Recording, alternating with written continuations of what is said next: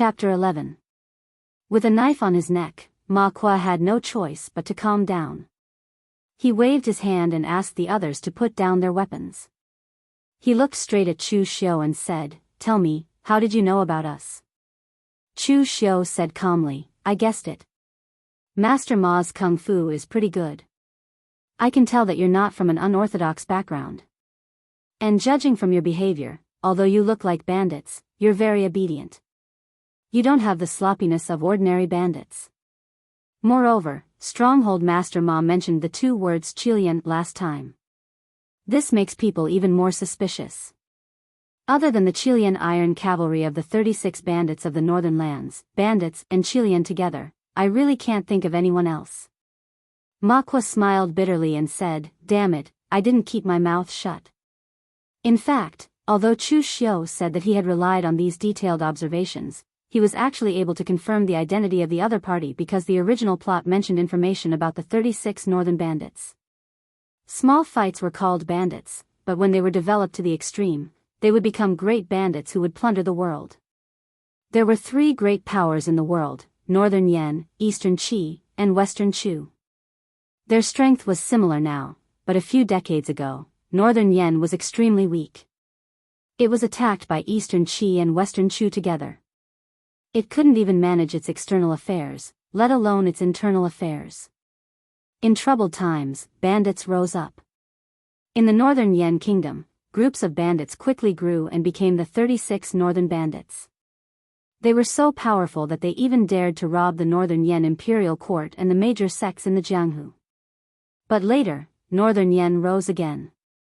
It was said that the 36 Northern Bandits also offended the Northern Yan martial arts sect, the Northern Snowfall City. They were defeated by the Northern Yan Imperial Court and the Northern Snowfall City. The leaders of the 36 Northern Yan were either killed or crippled. They were no longer a threat. In the original plot, there was news that the 36 Northern Bandits had appeared in Wei County. It was because of this news that Chu Xiu could confirm Ma Kuo's identity. Chu Xiu removed his saber and said calmly, "I know your background, Chief Ma, but I didn't announce it. Chief Ma should know my sincerity now, right?" Ma Kuo rubbed his neck and mumbled, "Your blade is indeed fast, but if the distance was any further, I wouldn't have given you the chance to get close to me." Ma Kuo put on a brave front and asked, "What do you want to trade with my boss?" "You can tell me first." Chu Xiu said in a deep voice, "I know the whereabouts of the leader of the Qilian iron cavalry of the 36 great bandits, red-faced heavenly king, Pang Hu. I wonder if this information is enough for us to trade." Ma Kuo was shocked and shouted, "Do you really know where the first master is? You're not lying to me?" Chu Xiu said indifferently, "Bring me to see the person behind you. He will naturally be able to tell whether what I said is true or false. Moreover, I won't dare to lie when I get there." Ma Kuo thought for a while and said, "All right, then come with me. My boss is at the Northern Mang Mountain. It will take a few days to get there." The Northern Mang Mountain was originally just a mountain range, but the mountain range in the middle was slightly smaller. The Tong State Prefecture was located in the middle, so the locals in Wei County called it the Northern Mang Mountain and the Southern Mang Mountain. Chu Xiu was currently at the Southern Mang Mountain, which led to the Southern Mountain mining area. The Northern Mang Mountain was located in the north of the Tong State Prefecture, which led to the Yan Kingdom. Ma Kuo brought Chu Xiu all the way to the Northern Mang Mountain. It took them 5 days to reach the Northern Mang Mountain by taking shortcuts. In the Northern Mang Mountain, a sizable stronghold appeared in front of Chu Xiu. There were tall watchtowers around it, and it looked much more formal than Ma Kuo's stronghold. Ma Kuo explained, "After we came to Wei County, my boss built a stronghold here. But just in case, we have a small group of people scattered outside, just like my stronghold." Ma Kuo whistled a few strange sounds, and immediately a few bandits came to him. They cupped their hands and said to Ma Kuo, "Boss Ma, how come you have time to come back today?" "Who is this guy?" Ma Kuo said, "An acquaintance. I will bring him to see the boss first." The bandits nodded and left. Obviously, Ma Kuo had enough prestige here that he was worth the trust of these bandits. After arranging a meeting room for Chu Xiu, Ma Kuo left immediately. Obviously, he was going to see the person behind him. Chu Xiu was not in a hurry. He quietly drank his tea. After a while, Ma Kuo walked in with a tall and muscular man who was also in his 30s. He had a leopard's head and a pair of round eyes. This man was much stronger than Chu Xiu. He had reached the blood condensation realm, and from what Chu Xiu could see, he had even reached the peak of the blood condensation realm. He was only one step away from the Xiantian realm. The man looked at Chu Xiu, and a fierce aura came from him. He said in a deep voice, "So you are the one who said you know where the boss is?" Ma Kuo quickly said, "This is Boss Han Bao. He used to be one of the boss's personal guards." Chu Xiu stood up and cupped his hands. "Yes, I am. Chu Xiu greets you, Boss Han." Han Bao waved his hand and snorted.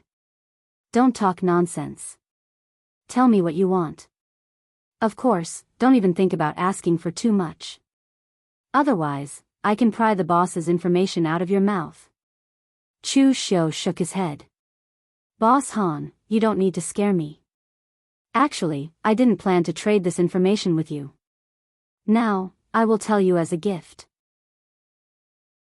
As far as I know, after the boss was injured by the Northern Yan Imperial Court, Peng Hu has been hiding in the barren mountains and forests of Liaodong County in the north. He is recovering his strength and wants to make a comeback." Chu Xiu did not lie to them.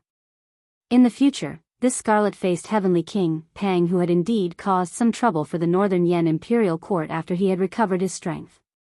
Unfortunately, it was only a small problem and was easily resolved by the Northern Yan Imperial Court. Han Bao was puzzled. "You are not lying to me?" There were people from the northern floating snow city who participated in the extermination of the 36 bandits. The northern floating snow city is in the north. Why would the boss continue to stay in the north? Chu Xiu said indifferently, "The barren mountains and forests of Liaodong are uninhabited. Neither the northern floating snow city nor the northern Yan Imperial Court will enter it. Only some herb gatherers enter occasionally. Boss Peng Hu only wants to recover his strength, not to expand his power. This place is perfect for him. Moreover, you all should have heard of the saying that it is dark under the lamp. Even your own people did not expect that Peng Hu would stay in the north, let alone the Imperial Court and the northern floating snow city. If Boss Han doesn't believe me, you can send someone to Liaodong County to take a look. There must be a secret signal that Boss Peng Hu left for you. From here to Liaodong County on horseback, it will take about a month." Han Bao's expression softened after hearing this. He cupped his fists at Chu Xiu and said, "If we can really find the boss, I, Han Bao, will owe you a favor. Tell me, what do you want?" Chu Xiu didn't say what he wanted. He asked instead, "After we find Boss Peng Hu, what are you going to do?" Han Bao said matter-of-factly, "Of course I'm going to bring the people from the stronghold to seek refuge with the boss." Chu Xiu shook his head and said, "That's not right. Boss Han, the head Peng Hu is currently recuperating. There's no point in seeking refuge with him. Instead, your actions will increase the risk of exposing the head Peng Hu.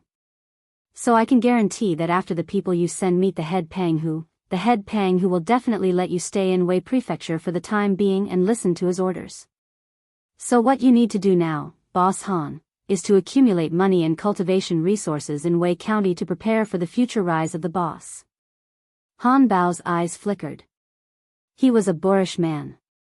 When he followed Peng Hu, he was just an ordinary guard, loyal and courageous. However, he wasn't an idiot. Although Chu Xiu's words sounded nice, he wouldn't just believe the words of an outsider like Chu Xiu. Han Bao asked directly, "Chu Xiu brat, why are you so considerate of me? Although your Chu clan only has a bit of influence in Tong province, you are still a local tyrant. Don't tell me you want to join our northern 36 bandits?" Chu Xiu said in a low voice, "What I want is very simple. I don't want to make a deal with you, Boss Han. I want to cooperate, a long-term cooperation." "Cooperation? What kind of cooperation?" Chu Xiu pointed at the Shangmang mountain outside and said, "Wei County is a lawless area. The Northern Yen rule over Wei County in name only, so there are bandits running rampant in Wei County. Even in this Shangmang Mountain, there are probably dozens of groups of bandits. However, these bandits have gone too far. They rob and kill, showing no mercy to the traveling merchants. Han Bao sneered, "We are bandits, and they are merchants. Why should we show mercy to them?" Chu Xiu shook his head and said, "But it is precisely because of this that the merchants are afraid of the bandits that they don't take the small paths in Shangmang Mountain. Instead, they take the main road. Although it is time-consuming, it is safe. Or they arrange for a large number of guards to accompany them so that the bandits can't make a move. As more and more of these situations occur, the business of bandits in Shangmang Mountain will decrease." Han Bao frowned. Even the northern 36 bandits of such a large scale had people specially assigned to come up with plans and strategies. He really hadn't considered these things before. Han Bao couldn't help but ask, "Then what should we do?" Chu Xiu said in a low voice, "Nothing can be accomplished without rules. If there are no rules, then we will make them. The traveling merchants can enter and leave Shangmang Mountain as they wish, but they have to pay a portion of the money. After Boss Han receives the money, you can take the initiative to escort the merchants out of Shangmang Mountain. Anyone who has any designs on the merchants will be enemies with Boss Han. When the rules are set, and Boss Han's reputation spreads, the traveling merchants will take the initiative to pay you."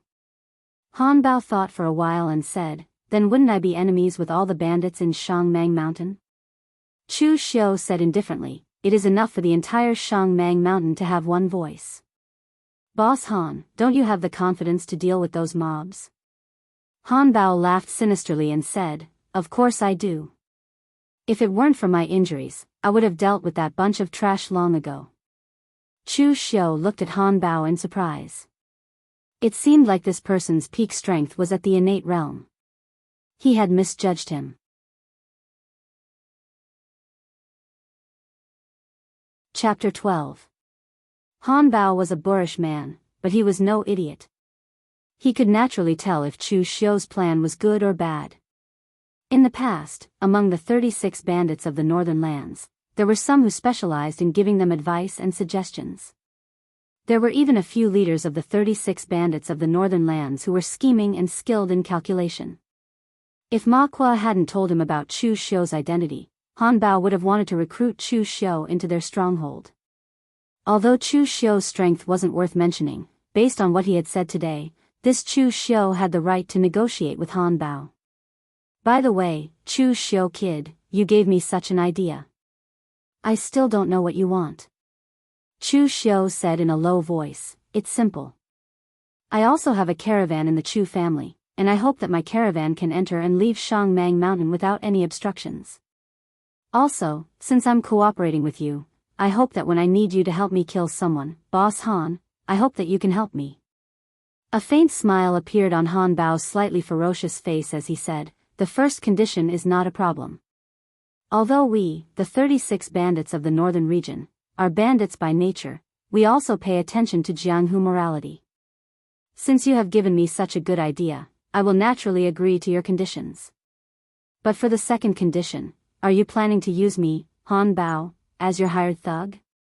Just this piece of information is not enough." Chu Xiu said calmly, "Only cooperation can be achieved through reciprocity. Of course, I can give you more than this, Boss Han. My Chu family is the local tyrant of Tongzhou Prefecture, and we also have an inn business in Tongzhou Prefecture. Most of the caravans coming and going from Tongzhou Prefecture have to stay in our inn. I can find out all their information, including the route they are going to take, the things they are carrying, and so on." Han Bao's eyes lit up. If he had this information, his stronghold would not be left empty-handed. Right at that moment, Chu Xiu suddenly said, "Oh right, in a few days, I'll send you news about the Chu clan's caravan. You'll be able to rob and kill them. Consider it my gift to Boss Han." Han Bao frowned. "You want me to rob your Chu clan's caravan? What does that mean?" A cold light flashed in Chu Xiu's eyes. "That's the caravan of the Chu clan, not my caravan." Han Bao and Ma Kuo looked at each other and felt a chill run down their spines. In terms of viciousness, these bandits couldn't compare to these so-called aristocratic family disciples.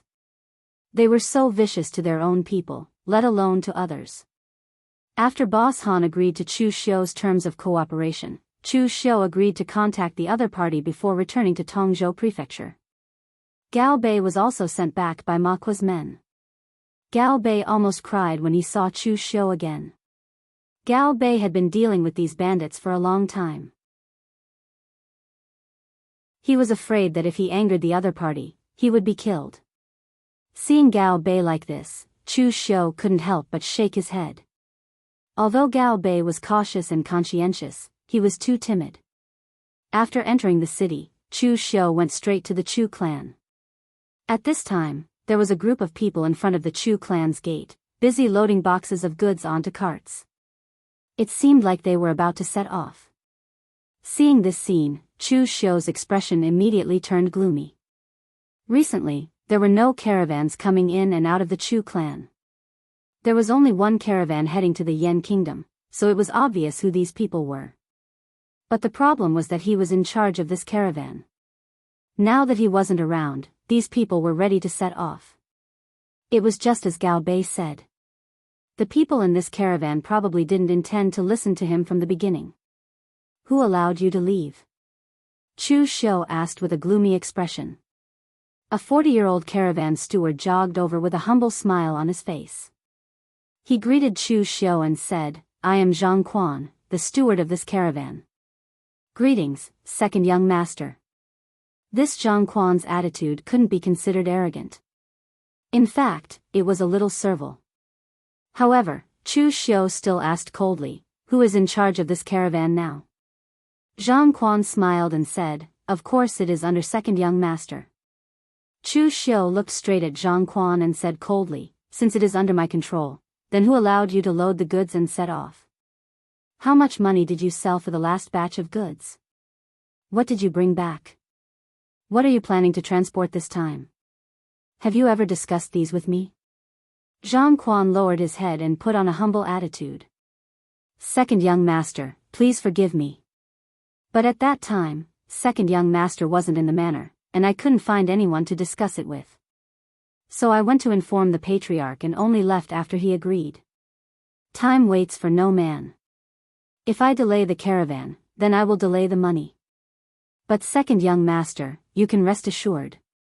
I have been in charge of this caravan for so many years, and I have never had a single mishap.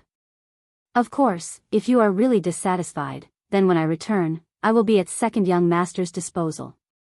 At this time, there were already many members of the Chu clan gathered at the entrance of the Chu residence. All of them looked at Chu Xiu with mocking eyes. Even an idiot could see that although this Zhang Quan's attitude was extremely low profile and humble, it was obvious that he didn't give Chu Xiu any face. He also didn't give him the chance to interfere with the caravan. However, compared to the arrogant butler Lu, although this Zhang Quan was only a manager of the caravan, he had traveled extensively and was very tactful. He was a wily old fox who wouldn't listen to anything. Now, in front of so many people, he had already lowered his attitude to such an extent. Moreover, he even talked about the interests of Chu Zongguang and the entire caravan. What could Chu Xiu do to him? Beat him up for no reason? He wasn't like Butler Lu, who would be caught by Chu Xiu just because he said something wrong. Moreover, even if Chu Xiu really did beat him up for no reason, there would be people who would stop him in public. Moreover, Chu Xiu might even lose his position as the manager of the caravan because of this matter. A cold light flashed in Chu Xiu's eyes. He walked over and patted Zhang Quan's shoulder. He said in a low voice, "Manager Zhang, right? Very good, you have done very well. I just hope you won't regret it." A trace of pride flashed in Zhang Quan's eyes. He smiled humbly and said, "Thank you for your praise, second young master. This lowly one will never regret working for the Chu clan." Chu Xiu said indifferently, "It's good that you won't regret it. Manager Zhang, I wish you a safe journey." Zhang Quan frowned. Why did the words "have a good journey" sound so awkward? However, he didn't care too much about it. He was already on the third young master's side. He was destined to be different from this unfavored second young master. If he offended him, then so be it. It wasn't a big deal. The rest of the Chu clan members also secretly laughed and shook their heads. This Chu Xiao was still too inexperienced. He was left speechless by a wily old fox like Zhang Quan. After the crowd dispersed, Chu Xiao brought Gao Bei back to his courtyard with a gloomy face.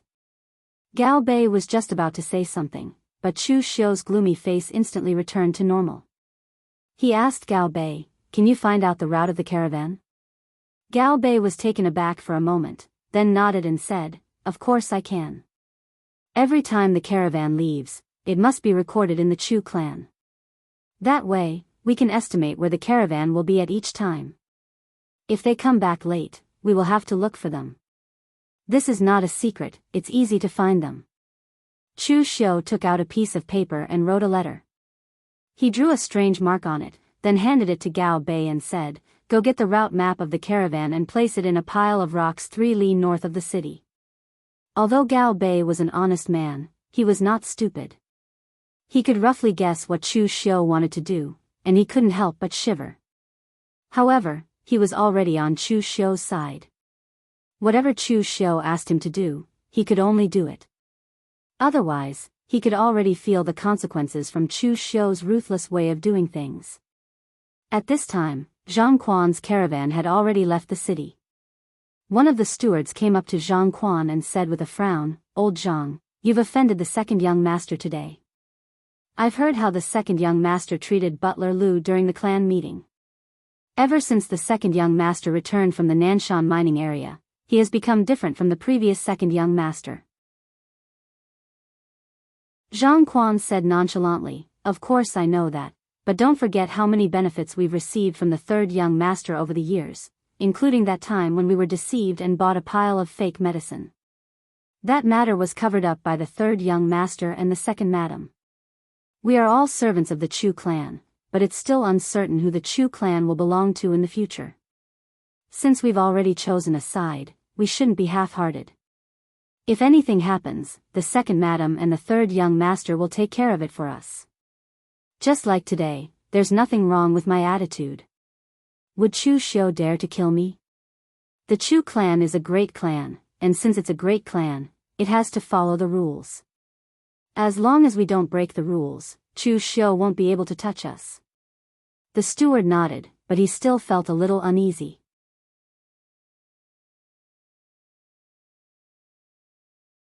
Chapter 13. When night fell, Zhang Quan led the caravan straight into the dense forest of Shangmang Mountain. There were only about 100 people in the Chu clan's caravan, so their ability to fend off the bandits wasn't that great. However, Zhang Quan and the others were veterans in this caravan, and they had a wealth of experience.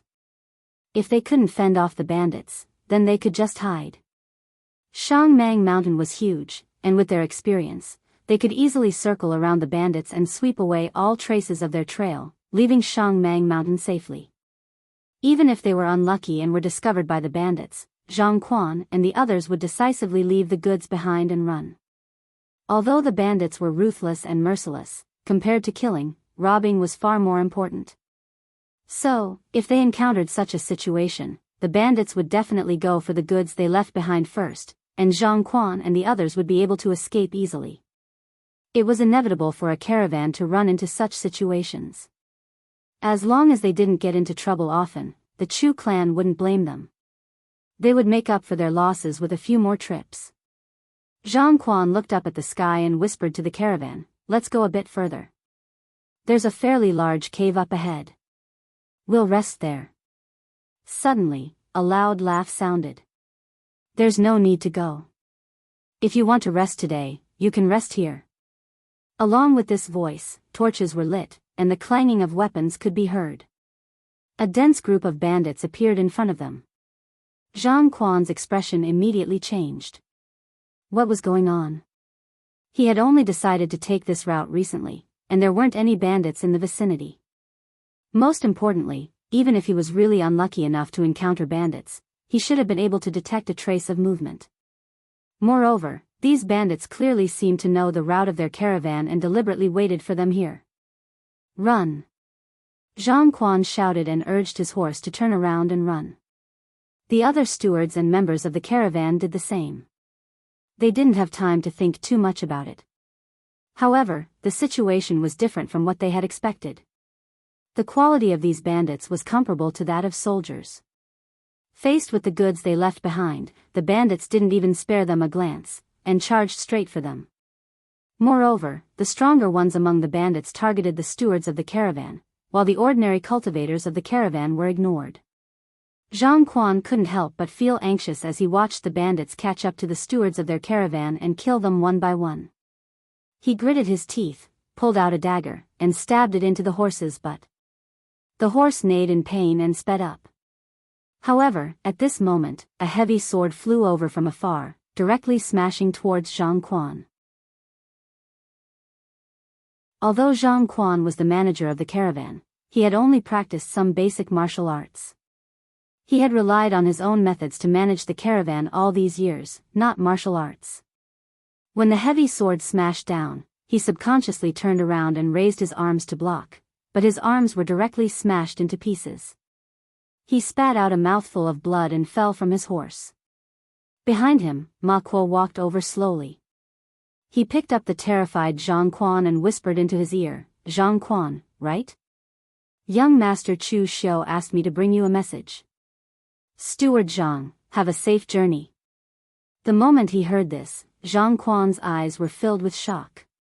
He understood everything now. The second young master of the Chu clan had colluded with bandits to rob their caravan. However, Zhang Quan didn't have the time to feel resentful or regretful. Ma Kuo had already pulled out a dagger and stabbed it into Zhang Quan's chest. He twisted it with all his might before throwing Zhang Quan, who was already struggling to breathe, to the ground. Ma Kuo flicked the blood off the dagger and waved to the other bandits. "Go, open the goods. Let's see what young Master Chu has prepared for us." The next morning, news came from the Chu clan's manor. The Chu clan's caravan had been robbed. The entire caravan had more than 100 people. Not only had they lost all of their goods, they had also lost more than 20 people. Most importantly, the 3 stewards of the caravan were among the 20 people. None of them managed to escape. The Chu clan had been doing business for many years. The only time they suffered such a great loss was when they weren't familiar with the paths of Shangmang Mountain. In recent years, something like this had never happened before. In the courtyard of the second madam, Chu Xing's face was a little gloomy. "Mother, do you think this has something to do with Chu Xiu? Steward Zhang and the others had just offended Chu Xiu, and now something happened here." The second madam's expression was also gloomy. "I don't know. Logically speaking, Chu Xiu shouldn't have the guts to do something like this. If the master finds out about this, even if he is the master's biological son, the master will cripple him. Besides, even if he has the guts, he doesn't have the power. The bandits of Shangmang Mountain are arrogant and unruly. Why would they listen to him? Last time, I spent 10,000 taels of silver to hire a small bandit gang. Where did Chu Xiu get so much money? Before we have evidence, we shouldn't spread this matter. Otherwise, the master will be unhappy." Chu Xing nodded, but at this time, he suddenly said, "Why don't we dig out all of Chu Xiu's subordinates and ask them if they have any clues?" The second madam coldly snorted. Chu Xiu has become much more cautious after returning from the southern mountain mining area. After returning to the Chu clan, he sent all of his subordinates to the southern mountain mining area. Now, we can't find them at all. The only one following him is Gao Bei. However, that person is his confidant. Since Chu Xiu keeps him by his side, he won't be afraid of us digging him out. Chu Xing's face showed a trace of unwillingness. His opponent had always been the eldest son of the Chu clan, Chu Xiu. He didn't expect that Chu Xiu would suddenly appear and cause him such a big loss. The second madam waved her hand and said, "All right, don't complain. The master will send you to a meeting later. Say what you should, but don't say what you shouldn't." Chu Xing nodded, turned around, and walked out. The incident with the caravan wasn't a big deal, but it wasn't a small one either. Because such a thing hadn't happened in many years, it alarmed Chu Zongguang. Some of the stewards, as well as Chu Xiu's sons, were called over to listen to the meeting. Inside the meeting hall, Chu Xiu sat there without the slightest expression on his face. Chu Sheng, on the other hand, occasionally glanced at Chu Xiu. No one knew what he was thinking. Several members of the caravan, who had escaped death, still had frightened expressions on their faces. They recounted what happened that night, but unfortunately, there wasn't anything of value. They didn't even know the bandit's name, nor did they see the bandit's face. Those bandits killed everyone they saw, and they only cared about running for their lives. How could they care about such things? Chu Zongguang waved his hand slightly irritably and said, all right, I'll remember this lesson. Next time, be more careful. Disperse, I'm going back to seclusion. At this time, Chu Xiu suddenly stood up and said, Father, the caravan is like a group of dragons without a leader. I'm willing to lead the caravan to Shangmang Mountain again. When these words came out, everyone present was stunned, including Chu Xiu's 3 brothers. Ever since the Chu clan had been established in the Tongzhou prefecture, apart from some open and secret battles with other clans, the number of people who died in the caravans was the second highest. Just like this time, if you were unlucky enough to encounter bandits, whether you could survive or not would depend on your luck. Thus, even if Chu Sheng and the others managed the caravan, they would never follow the caravan. At most, they would be responsible for arranging the caravan's goods and so on. Chu Zongguang frowned and said, Why are you following them? How can you lead a caravan without any experience? Chu Xiu said gravely, The caravan is currently in a state of panic. If they don't have someone with enough authority to lead them, when will they be able to resume their journey? Other matters can be delayed, but our Chu clan's pharmacy cannot be delayed. There are some medicines in the pharmacy that will run out of stock if we don't bring them back soon. As a direct descendant of the Chu clan, should take the lead and inspire the people. Father, please allow me to do this. Chu Zongguang frowned. He hadn't expected Chu Xiu to be so enlightened. However, after thinking about it, he still said, Then go. Be careful. Chu Xiu cupped his hands and walked out under the puzzled gazes of the others. The other 3 Chu Xiu's brothers didn't pay him any heed. This kind of strenuous, unrewarding, and even dangerous task, they wouldn't do it even if it was given to them for free. The caravan's members were all gathered in a small courtyard. Several dozen of them were dejected, and the Chu clan members who passed by pointed at them. This time, they were indeed vexed. They were robbed as soon as they entered the mountain. They didn't keep their things, and many of them died. Some of them even developed a mentality of fear and didn't dare to travel with the caravan again. Chu Xiu parted the crowd and walked in. The group of people were also listless. Only a few of them stood up and cupped their hands at Chu Xiu. Greetings, second young master. Chu Xiu glanced at the crowd and said, Pack up. The caravan will set off for the Yan kingdom again. Hearing this, the people immediately became anxious. Someone immediately said, Second young master, we just got into trouble. No matter what, we need to recuperate for a while and think of a countermeasure before we leave. What if we are robbed again after entering the mountain? The other caravans also agreed. They were really scared out of their wits.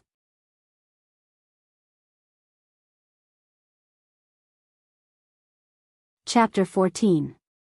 It was Chu Xiu who had sent Han Bao to rob the caravan, but Chu Xiu only intended to kill Zhang Quan and the other stewards. He intended to keep the others alive.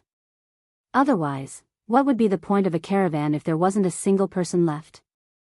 In truth, not many of them had died, but those who survived seemed to have been scared out of their wits. They didn't dare to move any further.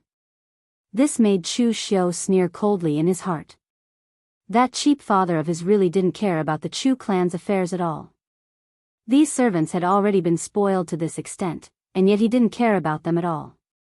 Looking at the crowd, Chu Xiu said coldly, Recuperate for a period of time? Think of a countermeasure? What a joke. It's not like you're the ones who died. You didn't even suffer a single injury, so what's there to recuperate for? As for a countermeasure, the bandits of Empty Mang have been wreaking havoc for decades. Even the Wei Commandery's Northern Yen Imperial Court can't do anything about it, and you want a countermeasure? A bunch of trash. If you're afraid, just say it. Stop finding excuses. The members of the caravan were all furious. However, no matter what, Chu Xiu was still the second young master of the Chu clan. They weren't even stewards, so they didn't dare to challenge Chu Xiu. They could only remain silent with angry expressions on their faces. Chu Xiu sneered.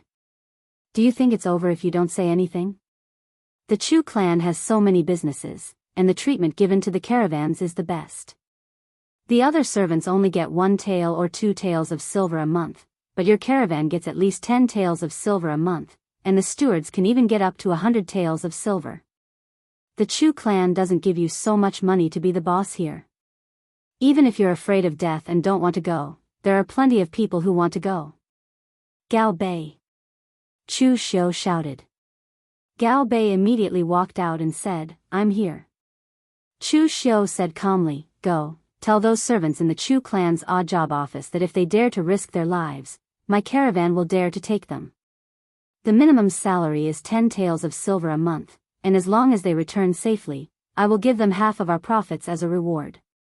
Chu Xiu then turned his attention to the other members of the caravan and said lightly, As for you guys, it's fine if you don't want to risk your lives in the caravan. Go find Steward Lu and ask him to assign you a new place. Of course, Steward Lu is still lying in bed, so he probably doesn't have time to care about you guys. The expressions of the people in the caravan changed. They didn't expect Chu Xiu to be so ruthless. He actually wanted to kick them out of the caravan. To be honest, of all the businesses the Chu clan had, caravans were treated the best. Furthermore, they hadn't encountered any major dangers in the past few years. This was the only time they had been frightened.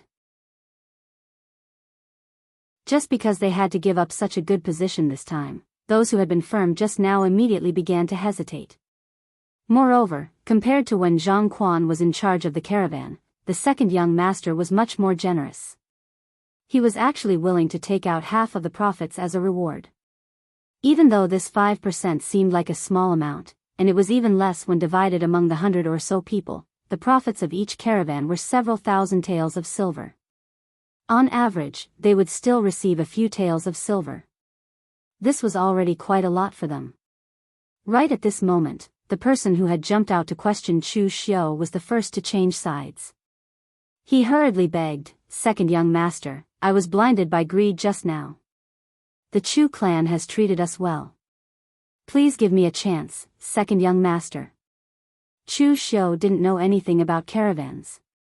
Now that the stewards were dead, there was no way he could really chase them all out of the caravan. As such, Chu Xiu said calmly, You only have one chance. If you don't grasp it, don't blame me for being ruthless. Those who are willing to stay with the caravan, come with me.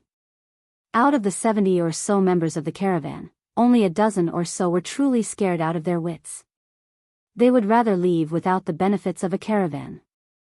As for the others, they obediently followed Chu Xiu to make preparations and set off once more. The rules of the caravan weren't too difficult. It was nothing more than a mutual exchange of goods. They would sell the specialties of Wei Commandery to the Yen Kingdom and make a huge profit. Then, they would bring some specialties from the Yen Kingdom back to Wei Commandery. However, even though it was safe to take the main road, it would take too long. They wouldn't even be able to circle around Shangmang Mountain in a month.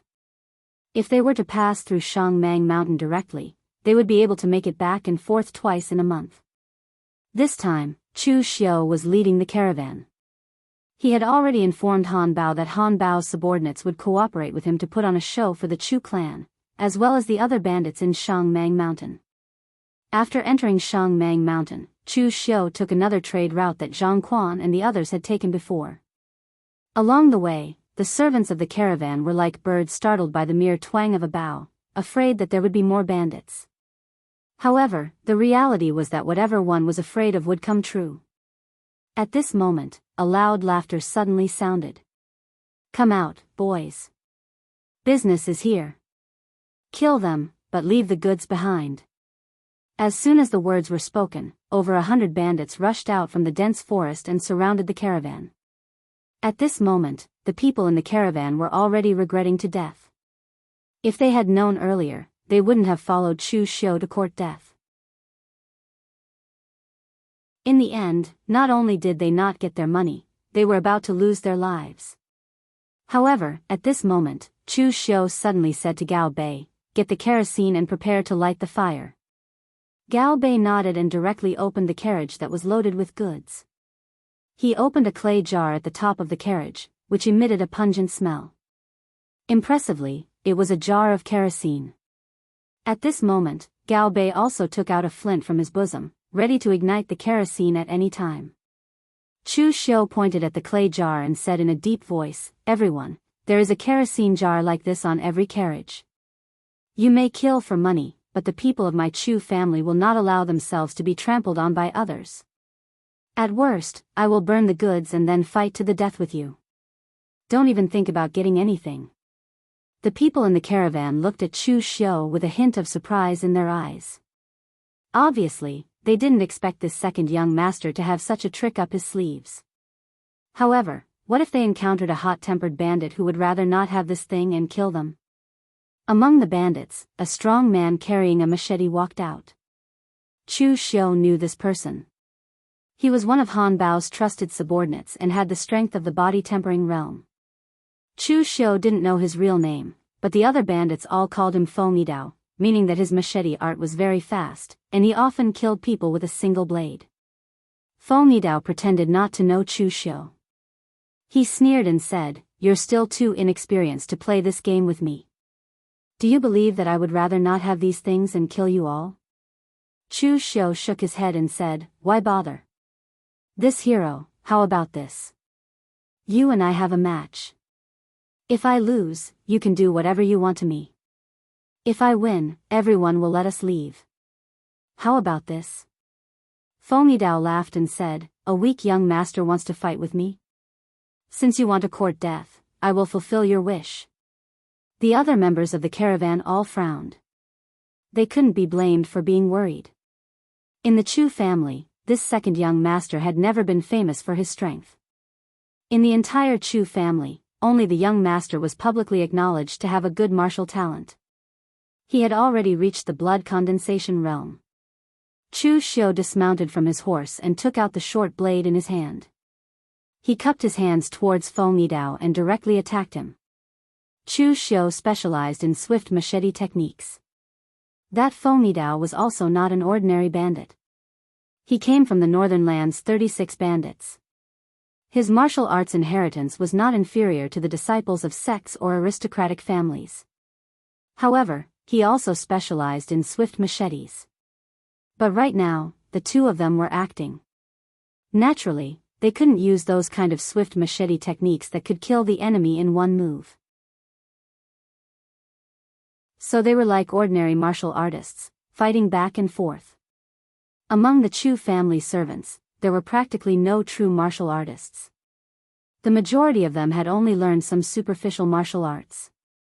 So in their eyes, the fight between the two sides was very intense. After exchanging a few dozen blows, Fo Midao purposely went easy. Chu Xiu directly sent the machete in his hand flying. Cupping his hands, he said, "Thanks for letting me win." Fo Midao's acting was not bad. He revealed a gloomy expression and said, Fine, you guys can leave. I didn't think that a young master like you would have some strength. It was me who underestimated you." Hearing this, the people of the caravan immediately let out a breath of relief and collectively cheered. But at this time, Chu Xiu said, "Hero, please wait a moment." Fo Midao frowned and said, "Brat, what else do you want?" The people of the caravan also didn't understand. Right now, they couldn't wait to get as far away from these bandits as possible. What was the second young master doing here? Chu Xiu cupped his hands and said, "This one wants to discuss business with Hero." Fengidao pointed at himself and said, "Did I hear wrong? You want to discuss business with a bandit like me?" Chu Xiu nodded and said, "That's right, I want to discuss business. My caravan can transport this batch of goods to the Yen Kingdom and sell it for a few thousand taels of silver. But in reality, if this batch of goods were to fall into your hands, with your ability, you would only be able to exchange it for a few hundred taels of silver. This is a difference of 10 times. I am willing to take out 1,000 taels of silver and invite heroes to escort my caravan out of Shangmang Mountain. In this way, heroes can be considered to have not made this trip in vain. In fact, it is even more than the money you can earn from robbing others." Fengmidao's eyes instantly lit up. "Brat, your idea is not bad. Interesting, I agree." The people of the caravan all looked at each other. They had traveled Shangmang Mountain for more than 10 years, but this was the first time they saw such a method. But thinking about it carefully, they really didn't lose too much. Although 1,000 taels of silver was a lot, in the past, they had to hide from the bandits. But now, they could directly be escorted out of Shangmang Mountain by these bandits. The time spent was also much shorter. At this moment, everyone seemed to have realized that this second young master seemed to have really changed. He was like a completely different person from the second young master in their impression. Chu Xiu's act was very successful. He had completely established his prestige in the caravan, and Han Bao could also spread this matter to let the other bandits know the feasibility of setting up such a rule.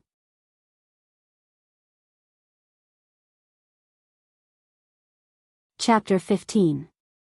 Chu Xiu's caravan was going to the Yen Kingdom, but in reality, they were only going to a small border town, Qingyuan Town. Because the Wei County was a small country that bordered the Yen Kingdom, Qingyuan Town was only a buffer zone between the two countries. It was only when the Yen Kingdom destroyed the Wei Kingdom that Qingyuan Town was established as a place for trade between the Yen Kingdom and the Wei County. Some of the Yen Kingdom's specialties could be bought here, and Chu Xiu's caravan could also directly sell their goods to the Yen Kingdom's merchants. This time, Chu Xiu's caravan traveled very smoothly. It only took 10 days for them to make a round trip. And this time, many people changed their opinion of Chu Xiu.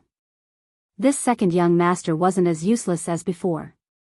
Especially the people from the caravan, they were very respectful towards Chu Xiu. At this time, in a training room in the Chu clan's backyard, a white-haired old housekeeper was reporting to Chu Zongguang about Chu Xiu. This old housekeeper was surnamed Shen. Although he was also a housekeeper of the Chu clan, he was very low-key. Normally, he was only responsible for serving Chu Zongguang. Although he didn't have any real power, he was the oldest person in the Chu clan. Don't look at how Chu Zongguang was in seclusion every day, as if he didn't care about the clan's affairs. But through housekeeper Chin, the Chu clan's matters couldn't be hidden from him. After listening, Chu Zongguang's eyes revealed a trace of astonishment. But soon after, he coldly snorted and said, "This brat is too risky. If he does this, what if the bandits on the other side aren't moved by force or persuasion and would rather kill him without the goods? Also, if the bandits aren't strong enough to escort them out of the Shangmang Mountain, wouldn't his silver be wasted?" Housekeeper Chen said with a smile, "But second young master's luck is pretty good.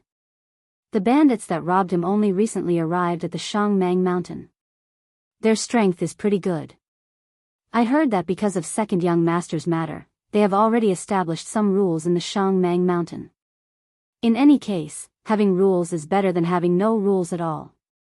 In the future, our Wei County's people will be able to enter and leave the Shangmang Mountain much more easily." After saying this, housekeeper Chen said hesitantly, "Patriarch, this old servant has something to say, but I don't know if I should say it." Chu Zongguang said lightly, "Old Chen, you've been with me for decades. What else can't you say?" Housekeeper Chen said in a low voice, "Patriarch, actually, our Chu family is already very strong. Although the eldest young master was a little reckless, his martial arts talent was not bad. With careful guidance, there was hope for him to become an innate in the future." Although the second young master had been disappointing in the past, he had become quite good after the training in the Nanshan mining area. Although his personality was a little radical and bold, he was still quite capable. Although the third young master's mind was a little gloomy, he was still very cautious in his actions. Although the fourth young master was young, he was precocious. If he was carefully nurtured, he would definitely become a great person in the future. Patriarch, if you can give up on studying that thing and properly teach the four young masters, stop them from continuing to fight amongst themselves, our Chu family might be able to stand shoulder to shoulder with the Shen family in the future. Hearing this, Chu Zongguang's face suddenly became gloomy. Old Shen, what nonsense are you talking about? You've been with me for so many years. You should know how much I've paid for it. I didn't even hesitate to leave my hometown to come to Tongzhou Prefecture. What is a Shen family? Once I understand how to use it, let alone a mere Tongzhou Prefecture, Chu Zongguang won't even put the entire Wei Prefecture in my eyes. Housekeeper Chen shook his head lightly and sighed silently. He was an old man of the Chu family. When Chu Zongguang was young, he could definitely be considered a young talent. In the end, when he went out to adventure in his early years and brought back that thing, Chu Zongguang seemed to have gone crazy. He brought the family to Tongzhou Prefecture and didn't care about anything else. He only cared about studying that thing. If Chu Zongguang had focused on developing the Chu family, the scale of the Chu family would definitely be much stronger than it was now. Glancing at housekeeper Chen, Chu Zongguang said in a low voice, Old Chen, I understand what you mean. Don't worry, I know what to do. I haven't even died yet, but my sons are already eyeing the position of patriarch. Only little four can be a bit more honest. In the past, they always fought in the dark. Since they like to fight now, I'll let them fight openly. As long as they don't cause trouble for me, it's fine. Alright, Old Chen, go out and help me keep an eye on them. Don't let them cause trouble. Chu Zongguang was stubborn. Housekeeper Chen could only shake his head and leave with a sigh. At this time, Chu Xiu didn't know what his cheap father Chu Zongguang was thinking. He had been living quite well recently. He followed the caravan once and didn't care anymore. In any case, the trade route was already open.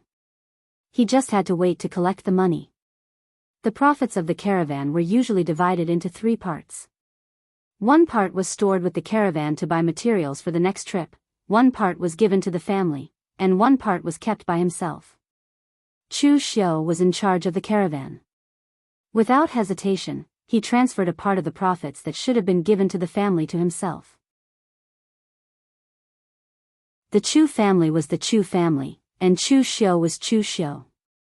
For him, the entire Chu family, or even the entire Tongzhou Prefecture, was just a springboard for him to enter the Jianghu. Of course, Chu Xiu had to think about his own interests first. While the caravan was traveling, Chu Xiu had been practicing his saber and cultivating his internal strength in his courtyard. Even Gao Bei couldn't bear to watch his desperate actions.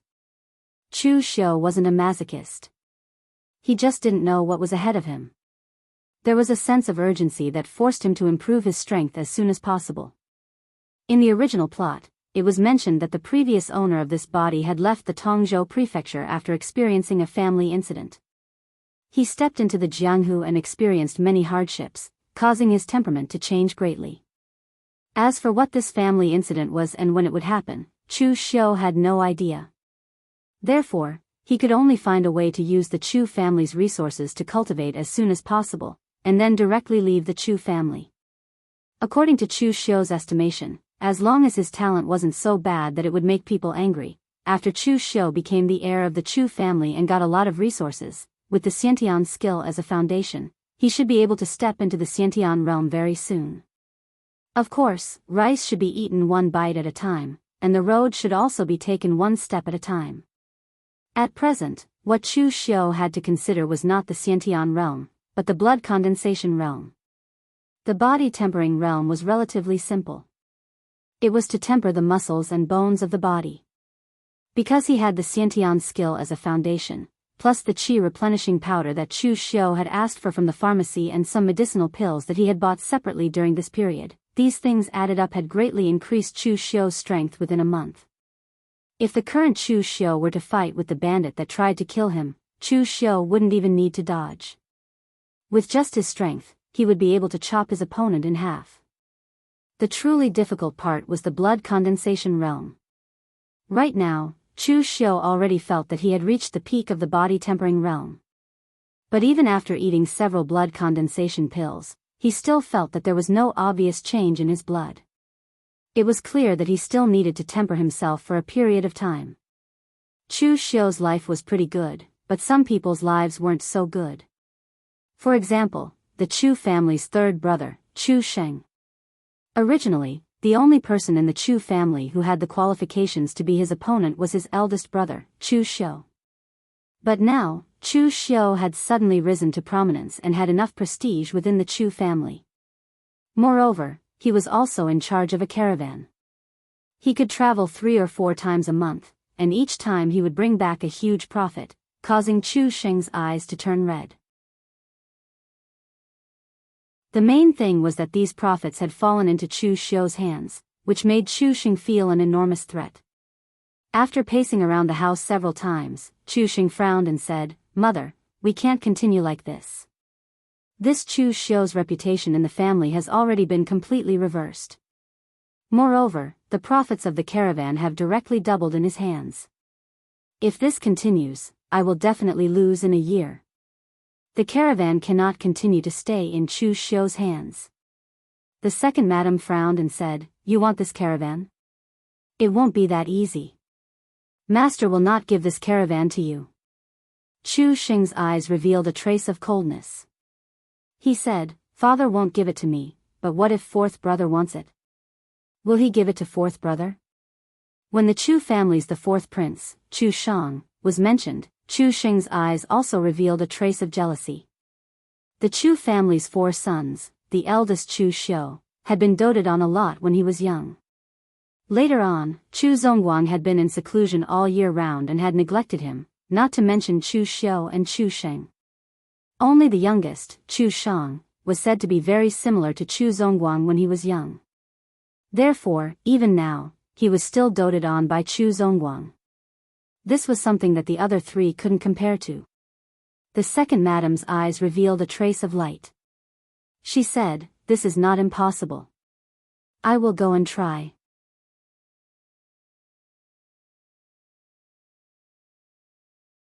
Chapter 16. Of the 3 madams of the Chu clan, the first madam came from a large clan, and the second madam was the daughter of the head of the Tongzhou Prefecture's opening mountain martial arts school, Ding Kaishan. Only the third madam didn't have any background, and was only the daughter of a small merchant. She was able to marry Chu Zongguang purely because of her youth and beauty. However, the only good thing about this third madam was that she was smart. She knew that her family background was not good, so she did not fight for it. In the end, it was the second madam who took the initiative to win her over. At this time, second foreign arrived at Chu Shang's courtyard. Third foreign immediately came out and welcomed her with a smile. "Elder sister, why didn't you tell me in advance that you were coming here today?" Chu Shang followed behind third madam and respectfully called her second madam. The second madam nodded and pulled him into the room. She said lightly, "It's just a casual chat. There's no need to say it in advance. By the way, the shops under Shang are not bad, right? Is it enough?" Third madam's expression changed. She hurriedly said, "Shang's shops are all inns and restaurants. They don't have much income. Apart from the money he gave to the family, he doesn't have much money left. However, Shang doesn't want to compete for the position of heir, so this little bit of income is just right." Seeing that the third madam seemed to have misunderstood her, the second madam smiled and said, "Sister, you misunderstood me. I didn't mean it that way. Shang is still young. Even if he doesn't want to compete for the position of the family head, he should still have some businesses that are more profitable. Just like what you said, the businesses in Shang's hands are not very profitable." Third madam and Chu Shang's eyes lit up. Third madam's expression did not change as she said, "But the Chu family's business is limited. Master has already given Chu Shang those shops. If I go and ask for more, it would be too ungrateful." The second madam stood up and said, "No matter what master wants, he can exchange it with others. I heard that Chu Xiu's caravan has been making good profits recently. The profits of the caravan have even doubled under his leadership. After saying that, the second madam turned around and left. She believed that the other party would understand what she meant. After second madam left, third madam and Chu Shang looked at each other. Both of them seemed to have made up their minds. Third madam did not have any background, and Chu Shang was too young, so it was not up to them to compete. However, they did not fight for it because they could not compete with the eldest son of the Chu clan, nor could they compete with the third son of the Chu clan. But for Chu Xiu, who had no background and was not liked by Chu Zongguang, they could still fight for him. The next morning, Chu Xiu was practicing his saber in his courtyard. The Azure Dragon's sleeve was the simplest saber technique, but after repeated practice, it had almost become an instinct. Of course, Chu Xiu did not know the specifics of its power. The path of martial arts was the path of killing. If one did not kill, how could one train a true killing technique? At this moment, someone knocked on the door. He opened the door and saw an old man standing outside. "Second young master, master is calling for you." The person who came was housekeeper Chen. Chu Xiu also knew that housekeeper Chen was Chu Zongguang's personal housekeeper. Although he did not care about the specific affairs, his status in the Chu clan was much higher than that of housekeeper Lu. Moreover, this housekeeper Chen treated Chu Xiu very politely. In Chu Xiu's memory, when he was in the Chu clan, the elders and granduncles of the Chu clan, as well as housekeepers like housekeeper Lu, were all very arrogant towards him. Only this housekeeper Chen would call him second young master every time he saw Chu Xiu. In return for a plum, Chu Xiu was also very polite to this housekeeper Chen. He nodded and said, "Housekeeper Chen, please wait a moment, I will change my clothes." After changing his clothes, Chu Xiu followed housekeeper Chen to Chu Zongguang's residence. However, on the way, housekeeper Chen suddenly said, "Second young master, I hope that second young master can calm down when master says something." Speaking up to hear, housekeeper Chen sighed. Chu Zongguang's actions were indeed a bit excessive. But the Chu clan was like this, there was no such thing as fairness. He was just worried that this second young master's character was a bit extreme. If he did something that he shouldn't do in Chu Zongguang's residence, then it would be bad. Hearing housekeeper Chen's words, Chu Xiu immediately knew that this time, nothing good would come out of it. However, Chu Xiu still smiled and nodded, "Thank you for your reminder, housekeeper Chen. I know what I'm doing." After his rebirth, the memories of his two lives merged. Naturally, the memories of his previous life, Chu Xiu, took the initiative. But this life's memories also affected his character. In his previous life, Chu Xiu's character tended to be gloomy and calm. He did things with a plan, and he also saw things very clearly. But in this life, Chu Xiu's character was cowardly and reckless. This character didn't affect Chu Xiu. On the contrary, in the Nanshan mining area, Chu Xiu was infected with a tyrannical and crazy character. This changed the current Chu Xiu's character. For example, the Li family's Li Tong provoked Chu Xiu. As a result, Chu Xiu didn't hesitate to stab him to death. Afterwards, Chu Xiu didn't feel the slightest bit of discomfort. Of course, even if Chu Xiu's character was mixed with a bit of tyrannical and crazy character, he still had the confidence to suppress it. At the critical moment, it wouldn't ruin things. Chu Xiu was led into Chu Zongguang's study by housekeeper Chen. At this time, in addition to Chu Zongguang, the fourth prince, Chu Shang, was also present. "I've seen father." Chu Xiu gave Chu Zongguang a salute. On his side, Chu Shang also cupped his hands towards Chu Xiu. With a respectful look on his face, Chu Shang said, "I've seen second brother." Chu Xiu's eyes narrowed. Ever since he was a child, his fourth brother had only called him second brother a few times. Seeing Chu Xiu arrive, Chu Zongguang coughed and said, "Sit down. I called you here today because I want to discuss something with you." Chu Xiu cupped his hands and said, "What is it, father, please speak." Chu Zongguang said, "Recently, your caravan has been developing very well. I didn't expect you to grow a lot in the Nanshan mining area. Regardless of whether you become the successor of my Chu family in the future, you will certainly be the cornerstone of my Chu family. Therefore, you two brothers must be harmonious and help each other. Chu Xiu secretly frowned. Chu Zongguang's words were a bit strange. How could Chu Zongguang not know about the situation between them? Harmonious brothers? Looking at their current appearance, it was as if they were about to stab each other face to face. However, thinking like this in his heart, Chu Xiu still nodded and said, "What father says is correct." Chu Zongguang nodded and said, "It's good that you can think like this. It's like this. Although Chu Shang is still young, he should also gain some experience. Last time, you personally led a caravan to the Yan Empire. This was very good. Chu Shang now wants to learn from your second brother and lead a caravan to gain experience. Therefore, I want to exchange your caravan with Chu Shang's shop and let your fourth brother take care of the caravan." A haze appeared in Chu Xiu's eyes. No wonder housekeeper Chen told him to calm down. His father's bias was too obvious. When the caravan was in danger, Chu Shang didn't go. When the profits were low, Chu Shang also didn't go. When the caravan was safe and unimpeded, Chu Shang was ready to let Chu Shang go. This act of plucking peaches was too ugly. To the side, housekeeper Chen also nervously looked at Chu Xiu, afraid that he wouldn't be able to control his anger and explode on the spot. But contrary to housekeeper Chen's expectations, Chu Xiu was only silent for a moment.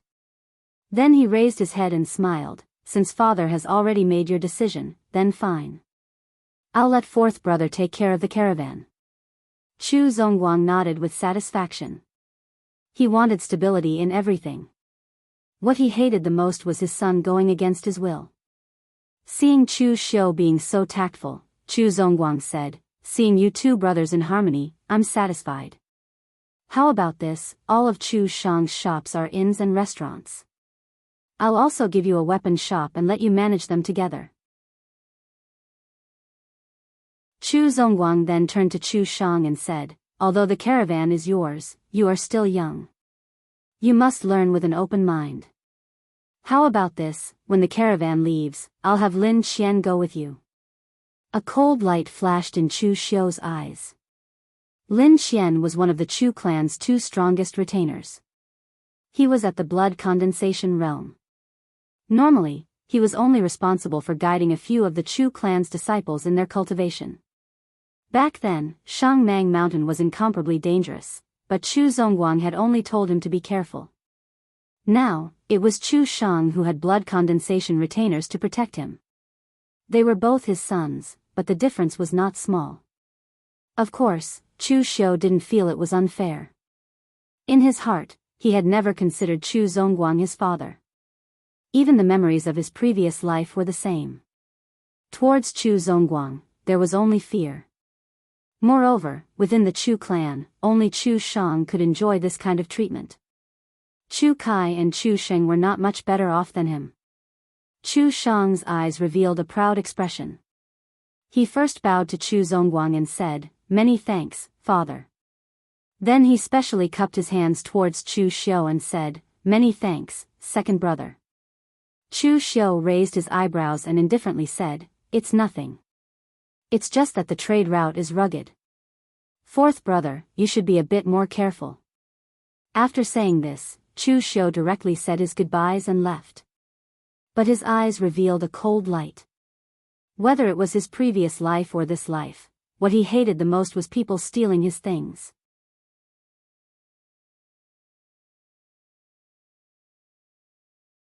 Chapter 17. The change from second young master Chu Xiu to fourth young master Chu Shang as the manager of the caravan surprised the people of the Chu family, but they soon understood. Everyone in the Chu family knew that the master favored the fourth young master the most, but the people of the caravan felt a bit awkward. Although Chu Xiu had only been in charge of the caravan for a short period of time, Chu Xiu still had quite a bit of prestige in the caravan. The managers who wanted to oppose Chu Xiu in the past had already been killed by Chu Xiu. The remaining people of the caravan had a very simple mindset: as long as the treatment was good enough, they would be satisfied. Chu Xiu gave them more rewards than before, and after Chu Xiu no longer moved with the caravan, he promoted a few more managers.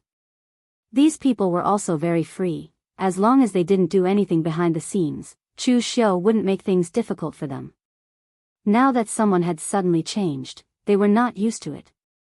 At this time, in the courtyard where the people of the caravan were resting, a slightly protruding monkey-like man approached a man wearing a short robe and asked, "Brother Lu, I heard that our caravan will be managed by the fourth young master in the future. What do you think?" This Brother Lu's full name was Lu Yucheng. When Chu Xiu took over the caravan, this guy was the first to jump out and oppose Chu Xiu, but when he heard that the treatment of the caravan would increase, he was the first to surrender. Although he was a bit two-faced, he was still very clever, so he was promoted by Chu Xiu to be the manager of the caravan.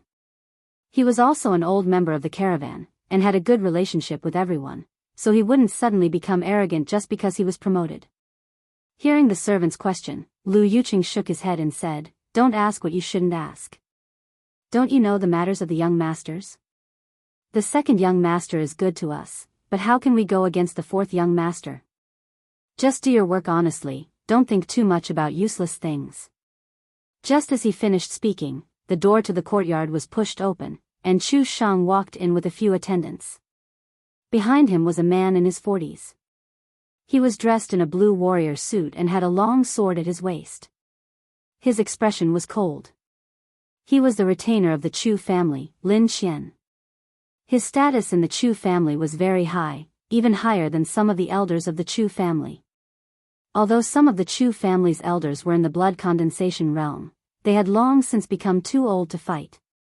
It was only because they were Chu Zongguang's seniors that they were able to sit in the elder's position.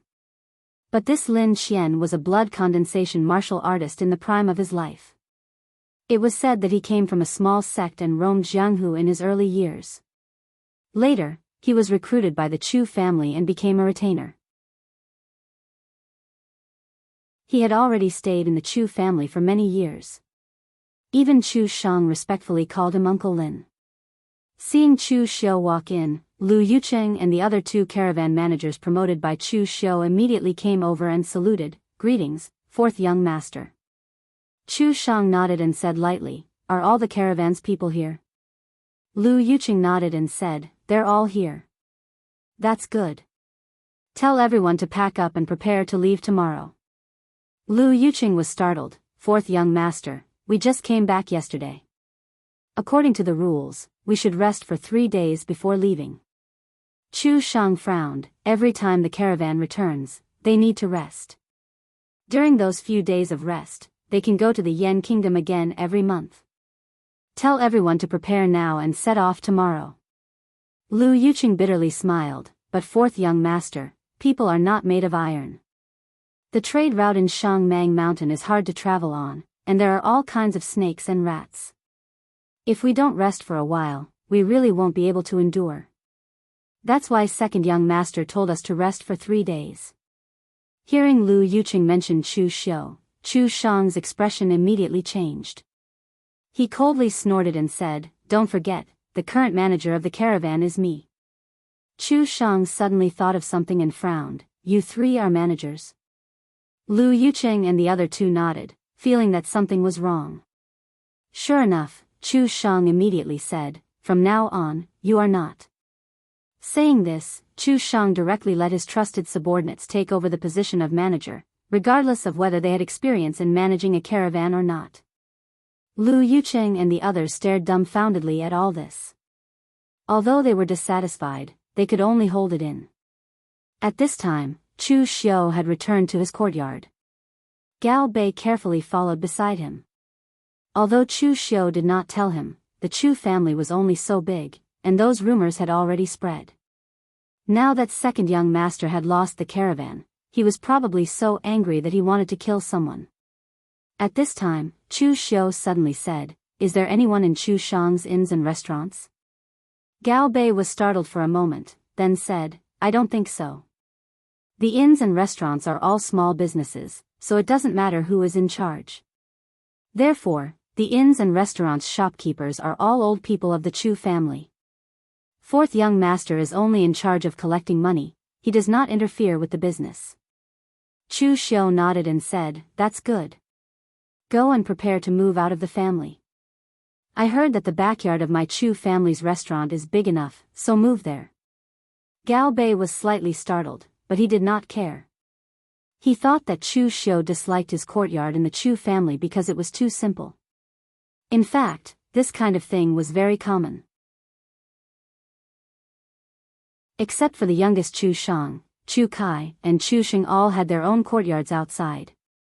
After all, they were all adults, and some things that were inconvenient to do in the mansion could be done outside. Early the next morning, the Chu family's gate was very lively. One was Chu Shang preparing to set off with his caravan, and the other was Chu Xiu ordering people to move his things out of the Chu family's residence. The two sides just happened to meet. Chu Shang was dressed in tight clothes, with a long sword at his waist. He was riding a red northern wind-chasing horse. He did not look like a manager of a caravan, but more like a young master who was ready to roam the world at any time. At this time, when he looked at Chu Xiu, there was a trace of pride in his eyes, but in fact, there was also a trace of jealousy and hatred towards Chu Xiu. Previously in the Chu family, he was the youngest. Although he was favored, because his mother had no background, he could only keep a low profile. But at least compared to him, there was still Chu Xiu who could be a scapegoat. This made Chu Shang feel some psychological comfort. But who would have thought that since Chu Xiu came back from the Nanshan mining area, he seemed to have changed into a different person and quickly established prestige in the family. As for Chu Shang, he was still a transparent person. It seemed that the only impression he gave people was that he was well-behaved and liked by the family head. Now, with just a few words, he had successfully won over Chu Xiu's hard work. After all, he was still young.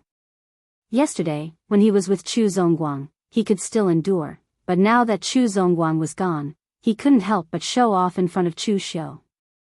"Second brother, you have also traveled this trade route once, so it can be said that you have some experience. What experience do you have to pass on to your little brother?" Chu Shang rode his horse to the front of Chu Xiu, looking down at him with a face full of ridicule. Chu Xiu said lightly, "Experience? Yesterday, I told you that the trade route is rugged, so be careful. The bandits don't care whether you are a member of the Chu family or not. Once you leave the Tongzhou prefecture, the face of the Chu family will not be easy to use. If you travel through Shangmang Mountain, you will see blood." As soon as the last sentence was said, a scarlet killing intent flashed in Chu Xiu's eyes, causing Chu Shang to jump in fright. But in the blink of an eye, the killing intent had already disappeared. Even Chu Shang thought that he had seen wrong. However, he did not dare to provoke Chu Xiu again. He just coldly snorted and urged the caravan to set off. Chu Shang handed over a total of 4 inns, a restaurant, and a weapon shop to Chu Xiu. However, Chu Xiu did not have much interest in the weapon shop. The Chu family only sold ordinary weapons, and at most, they were only at the first job transition. Apart from the steady monthly income, they did not have much use for them. After Chu Xiu moved his residence to the backyard of the restaurant, Gao Bei also brought 5 nervous shopkeepers to see Chu Xiu. They were just ordinary people, and did not even know much about the internal affairs of the Chu family. Now that the person in charge had suddenly changed, they all felt a little uneasy. Looking at the 5 shopkeepers, Chu Xiu smiled and said, "There is no need to be nervous. Professional matters will be handled by professionals. In the future, the inns and restaurants will still be managed as they should be. Nothing will change." However, Chu Xiu suddenly changed his tone and said, "However, I still have something for you to do." The shopkeepers hurriedly said, "Second young master, please instruct us." Chu Xiu said in a deep voice, "Our Tong province is the prefecture closest to the Yan kingdom. Therefore, when the caravans from the other prefectures of the Wei prefecture travel to the Yan kingdom, most of them will stop at our Tong province. These people can be considered as competitors of our Chu clan's caravans. So, get your men to be more alert and record down everything they hear. This is all useful information, and you must pass it to me every day." Previously, Chu Xiu had promised to give Han Bao information on these caravans. Over the past month, Chu Xiu had indeed given Han Bao a lot of information. However, this information had all been obtained by Chu Xiu's men standing guard at the entrance of the inns. It had taken a lot of effort. Now, it would undoubtedly be much easier to get the people in the inns and restaurants to pass this information to him. Moreover, Chu Xiu didn't have to worry about them leaking anything. These people in the inns and restaurants actually had nothing to do with the Chu clan. Normally, they didn't even need to contact the Chu clan. They just needed to pay the money on time every month, and that was enough. These were just small matters, so the few shopkeepers quickly agreed. After instructing them with a few polite words, Chu Xiu sent them away. Turning around, Chu Xiu said to Gao Bei, "Get ready. Come with me to Shangmang Mountain tomorrow morning." As soon as he heard that Chu Xiu wanted to go to Shangmang Mountain, Gao Bei immediately shivered. He was really a little afraid of those bandits. However, as afraid as he was, he still nodded and didn't refuse. Just like what Chu Xiu had said to him in Yuanbao town, life and death are determined by fate, and wealth and honor are determined by heaven. If you want wealth and honor, you can only fight for it. During this period of time, he had become Chu Xiu's confidant. He didn't do as much as before, but he received a lot of money. He even bought a small courtyard in Tongzhou Prefecture and brought his younger brother there. In the Chu clan, because Chu Xiu's status had risen, his status had also risen. Those servants who used to look down on him now called him elder brother. Just as Chu Xiu had said, there was no time to be content. Although Gao Bei was an honest man, he had already enjoyed all this. Of course, he didn't want to go back. As for Chu Xiu's orders, no matter how much he resisted, he didn't dare to refuse. Or rather, he didn't want to refuse.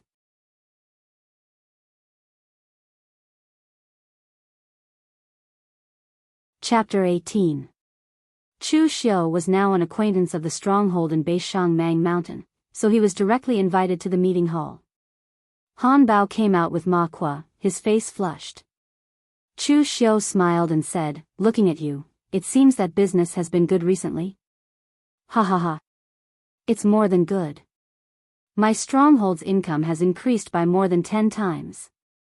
Now, almost all of Beishangmang Mountain is my territory. If other strongholds want to establish themselves in Beishangmang Mountain, they have to listen to me."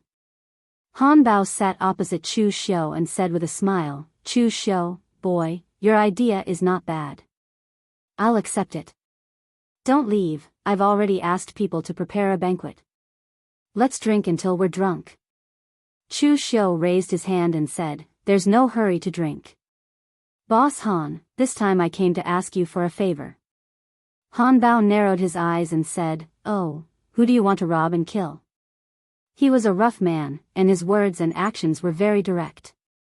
Chu Xiu had given him an idea and helped him provide information, but there was no free lunch in this world. Now it was his turn.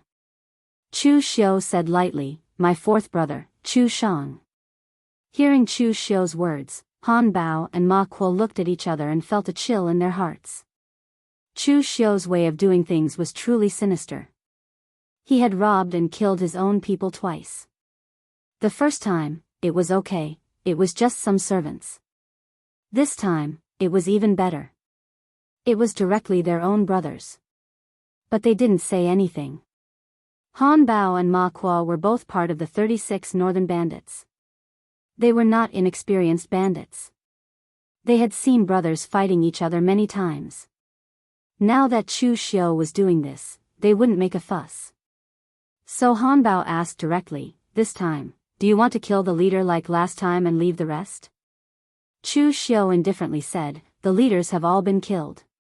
Furthermore, there's also a blood condensation cultivator in this group. Boss Han, you need to personally deal with him. Of course, you can't kill my fourth brother.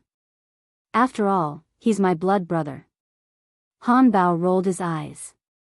Just as he was about to say, "Since that's your biological brother, why are you asking me to kill him?" But who would have thought that Chu Xiu would wave his hand and say, "Of course I can't kill my own brother, but he made me very unhappy this time, so I'll just cripple him and teach him a lesson." Han Bao's words were immediately choked back by Chu Xiu.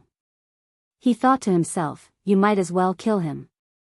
Although the Chu family was small, it was still a martial arts family. What was a martial arts family? Martial arts were passed down through the family. Martial strength was ranked above that of the family. If a person was crippled, it wouldn't matter if he was born into a rich family. But if he was born into a martial arts family, then he would be crippled for the rest of his life. It was practically a life worse than death. Seeing Han Bao and Ma Kua's speechless expressions, Chu Xiu smiled and said, "Boss Han, I'm speaking from the bottom of my heart. Leave my brother alive. Otherwise, it would be easy to kill him. But he's my father's most beloved son. If he dies, the northern Mang Mountain will never have a day of peace." Han Bao coldly laughed and said, "Chu Xiu, brat, I'm not slandering your Chu family. But your father Chu Zongguang's strength is nothing compared to the northern land's 36 bandits. When I, Han Bao, followed the boss back then, I was just an unremarkable small character. But now that I can't find the boss, I can only become a bandit in this remote place. Right now, I still have internal injuries that haven't healed. Once I recover, I'll even dare to fight against the Tong Prefecture Shen family's leader, Shen Bai." When he said this, Han Bao didn't exude arrogance, but confidence, strong confidence. Although he, Han Bao, was just a small character among the Northern Land's 36 bandits, who were the enemies of the Northern Land's 36 bandits? They were the top martial arts forces in the country of Yan, and the entire Northern Yan dynasty. Against these people, Han Bao could be said to have been through hundreds of battles. Although they were all at the innate stage, martial arts itself was the way of killing. Martial artists like Han Bao, who had killed their way through mountains of corpses and seas of blood, were the strongest. Chu Xiu laughed and said, "But the problem now, Boss Han, is that your injuries haven't healed yet, so there's no need to stir up trouble. By the way, there's one more thing I'd like to discuss with you, Boss Han. I'd like to ask Brother Ma and his brothers to come to the Tong Prefecture to help me temporarily. Don't worry, the money will not be less. It's definitely more than the Chu family's hanger-ons." Chu Xiu had no choice but to ask Ma Kua for help. There was almost no one under him that he could use. Gao Bei was loyal enough, but it was a pity that he was too timid. It would be difficult for him to achieve anything great, so he could only ask him to do some chores. If Chu Xiu asked him to handle the big things, it would be purely making things difficult for Gao Bei. Looking at the other members of the Chu family, Chu Kai was the eldest son, and his subordinates were strong. Chu Sheng had also accumulated a lot. Even the youngest, Chu Shang, had no background, but he was the most favored. Chu Zongguang was even willing to send a blood condensation hanger-on to him. Right now, Chu Xiu's foundation was the weakest. Even if he started training him now, Chu Xiu would think it was too slow. So he could only turn his attention to Han Bao. Chu Xiu had seen Ma Kua's strength before. He was definitely one of the top body tempering cultivators, and he was also a meticulous person. Sometimes, he would think more than Han Bao, the chief. He could be considered a capable person. Han Bao's expression was a little strange. "Aren't you afraid that people will find out that you're colluding with bandits?" Chu Xiu shook his head. "Of course not. Brother Ma wasn't in the northern Death Mang Mountain before. He only fought a few times in the southern Death Mang Mountain. No one in the Tong Province Prefecture has seen him. The only time Brother Ma fought was when he robbed a caravan. But that was at night, and everyone in the caravan who had seen Brother Ma were already dead. Our Chu family has always been recruiting hanger-ons. As long as I don't recruit Brother Ma and the others all at once, it won't raise any suspicions." Han Bao turned to Ma Kua and asked, "What do you think?" Han Bao had more than 10 people under him who were about as strong as Ma Kua. Now that their stronghold had pretty much controlled the entire northern Death Mang Mountain, they had no shortage of people. As long as Ma Kua agreed, it wouldn't be a problem to borrow a few dozen of Chu Xiu's men. Ma Kua flexed his wrists. Of course it's not a problem. I've been idling around in this stronghold all day. Even if young Master Chu hadn't come looking for me, I would have returned to the southern Death Mang Mountain to be a bandit for a few more days. Han Bao ignored Ma Kuo's complaints. He asked Chu Xiu, when do you plan to make a move on your brother's caravan? Chu Xiu thought for a moment. Let's not make a move this time.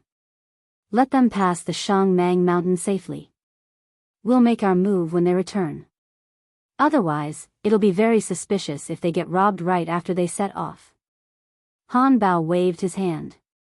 If that's the case, then there's no need to rush. I'll have someone prepare a banquet. Let's drink till we're drunk. Although Han Bao and the others were no longer low-level bandits, some of the habits of bandits still remained, such as when they drank. Chu Xiu was drunk for the entire night. The next morning, he left with Ma Kuo and the others. On their way down the mountain, Chu Xiu and Ma Kuo bumped into Feng Yidao, one of Han Bao's subordinates. Now, Han Bao's subordinates no longer had to spend so much effort to ambush caravans. With Chu Xiu's information, they could wait for the caravans along the general route in advance. All they had to do was pay up. After a month, the caravans that came and went from the Shangmang Mountain also knew this rule. To them, it was worth it to spend money to buy their safety. Although it was a lot of money, it was worth it. Feng Yidao watched Ma Kuo leave with Chu Xiu. He even changed his clothes to that of an ordinary martial artist. He couldn't help but ask, "Where are you guys going?" Ma Kuo pointed at Chu Xiu and said, "Young Master Chu needs some people. He hired us to help him." "You haven't opened your business yet?" Feng Yidao said lazily. "According to the information given by young Master Chu, there's a caravan from the Luo family coming back from the Yan Kingdom. The Luo family is a small family. They're too slow. I've been waiting here since morning, but they haven't arrived yet." Hearing Feng Yidao's words, Chu Xiu suddenly thought of something. He asked, "Chief Feng, is the Luo family from the small Shuangfeng town?" Feng Yidao scratched his head. "Yes, it's that small family. This information was given to us by young Master Chu. Don't you know about it?" Chu Xiu shook his head. "This information was collected by my subordinates. I didn't check them one by one. Chief Feng, I have something that I need your help with." "Young Master Chu, please tell me." Feng Yidao agreed quickly. Feng Yidao naturally wouldn't be interested in ordinary young masters. However, this young Master Chu in front of him was in a cooperative relationship with their village. Naturally, he was one of them. Moreover, their boss had commented on this Chu Xiu before. Ma Kuo said that this Chu Xiu's saber was very fast, but Boss Han said that compared to his saber, this person's heart was even more vicious. Boss Han used to be leader Pang Pang's personal guard. He could be considered a knowledgeable person. In any case, Feng Yidao rarely saw Boss Han comment on a young man like that. Chu Xiu said in a deep voice, "I'm interested in some things from the Luo family. I'd like to trouble Chief Feng to help me get them. Of course, don't break the rules too much. Be more tactful." If Chu Xiu remembered correctly, in the original plot, the Luo family from the Shuangfeng town had received a batch of secret boxes from the merchants from the Yan Kingdom.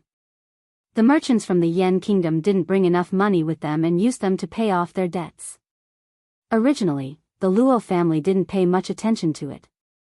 However, who would have thought that the secret boxes would really contain two good things? At least for a small family like the Luo family, it was good stuff. In the end, the news was accidentally leaked, and it even caused the surrounding small families to join forces and annihilate the Luo family. This time, Chu Xiu did a good deed by getting the secret boxes. At least without the treasures, the Luo family wouldn't be annihilated. On the other side, Feng Yidao waved his hand and said, "Young Master Chu, don't worry. Leave it to me."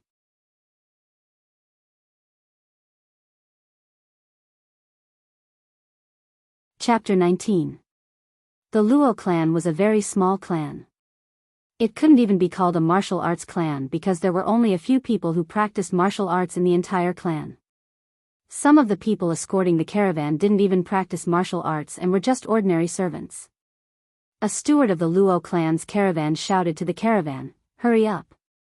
Wait until we get out of Shangmang Mountain and pass by Tongzhou Prefecture before resting." The caravan moved forward with difficulty on the small path. At this time, Feng Yidao and the others openly blocked the road without any concealment. If it was in the past, the Luo clan's caravan would definitely turn around and run. But now, the Luo clan's steward smiled and approached Feng Yidao. He smiled apologetically and took out an ingot of silver and said, "Heroes of Shangmang Mountain, this is the toll fee. Heroes, take it and have some wine."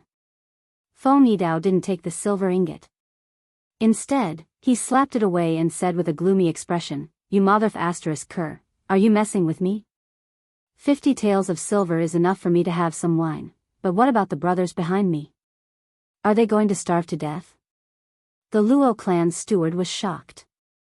He immediately complained, "Heroes of Shangmang Mountain, I'm really not messing with you. The toll fee has always been 10% of the value of the goods. My Luo clan brought a lot of goods with us, but that was because they had already paid a deposit. Therefore, when we came back, we only brought back about 500 taels of silver worth of goods. Most of the goods are local specialties of Yen Kingdom. Don't think that it's a lot, it's actually not worth much. Why don't you go and have a look?" Feng Yidao directly waved his hand and said, "I don't care about that. When you came back, didn't you tell me in advance that you didn't bring those goods? Just for your 50 taels of silver, I ended up waiting here with my men for the whole morning. What do you think we should do about this?" At this time, the Luo clan's steward was about to cry. Facing such a group of fierce bandits, what could they do? Feng Yidao chuckled and said, "Don't blame me for bullying you. How about this, you can leave, but leave the goods behind. Next time, remember to be smart. Don't say that I broke the rules. If something like this happens in the future, tell me in advance." The steward from the Luo clan was just about to say something when he saw Feng Yidao's expression sink. Feng Yidao coldly said, "What, you're not willing? Do you want money more than your life?" After being frightened by Feng Yidao, the steward of the Luo clan did not dare to say anything else. He immediately led his men and fled in panic. After everyone left, Chu Xiu and Ma Kuo walked out of the forest. Feng Yidao waved his hand and said, "Young Master Chu, if there's anything you like, feel free to take it." Chu Xiu rummaged through the goods. Among them, there were more than 10 secret boxes. He took the secret boxes and said to Feng Yidao, "Chief Feng, I'll leave the rest of these things to you." Feng Yidao saw that Chu Xiu only took the secret boxes, but he did not say anything. In the past, when the 36 bandits of the northern region were at their strongest, they had obtained quite a few secret boxes. However, the element of luck in these things was too poor. Normally, if someone found the ruins of a big clan, they would know without saying that there must be good things in the secret boxes. They would snatch them first, and then think about it later. They would not be able to get to the outside world. Most of the secret boxes that did get to the outside world were of unknown origin, or they were excavated from the ruins of some small clan. Basically, there was nothing good in them. After getting the secret boxes, Chu Xiu went down the mountain with Ma Kuo and the others. However, after entering the Tongzhou Prefecture, they separated. With so many people joining Chu Xiu's group at the same time, it was very suspicious. Therefore, Ma Kuo and the others would enter the Tongzhou Prefecture in batches and join his group in batches. After returning to his courtyard, Chu Xiu opened the secret boxes one by one and checked the things inside. The 2 things that the Luo family had obtained should be good things, but they were not treasures. Otherwise, the news would have spread out a long time ago, and it would not be a fight between a few small clans. After opening the secret boxes one by one, when Chu Xiu opened the 5th box, a sheepskin book appeared in front of Chu Xiu. The words, "Blood Knife Scripture," were written on it.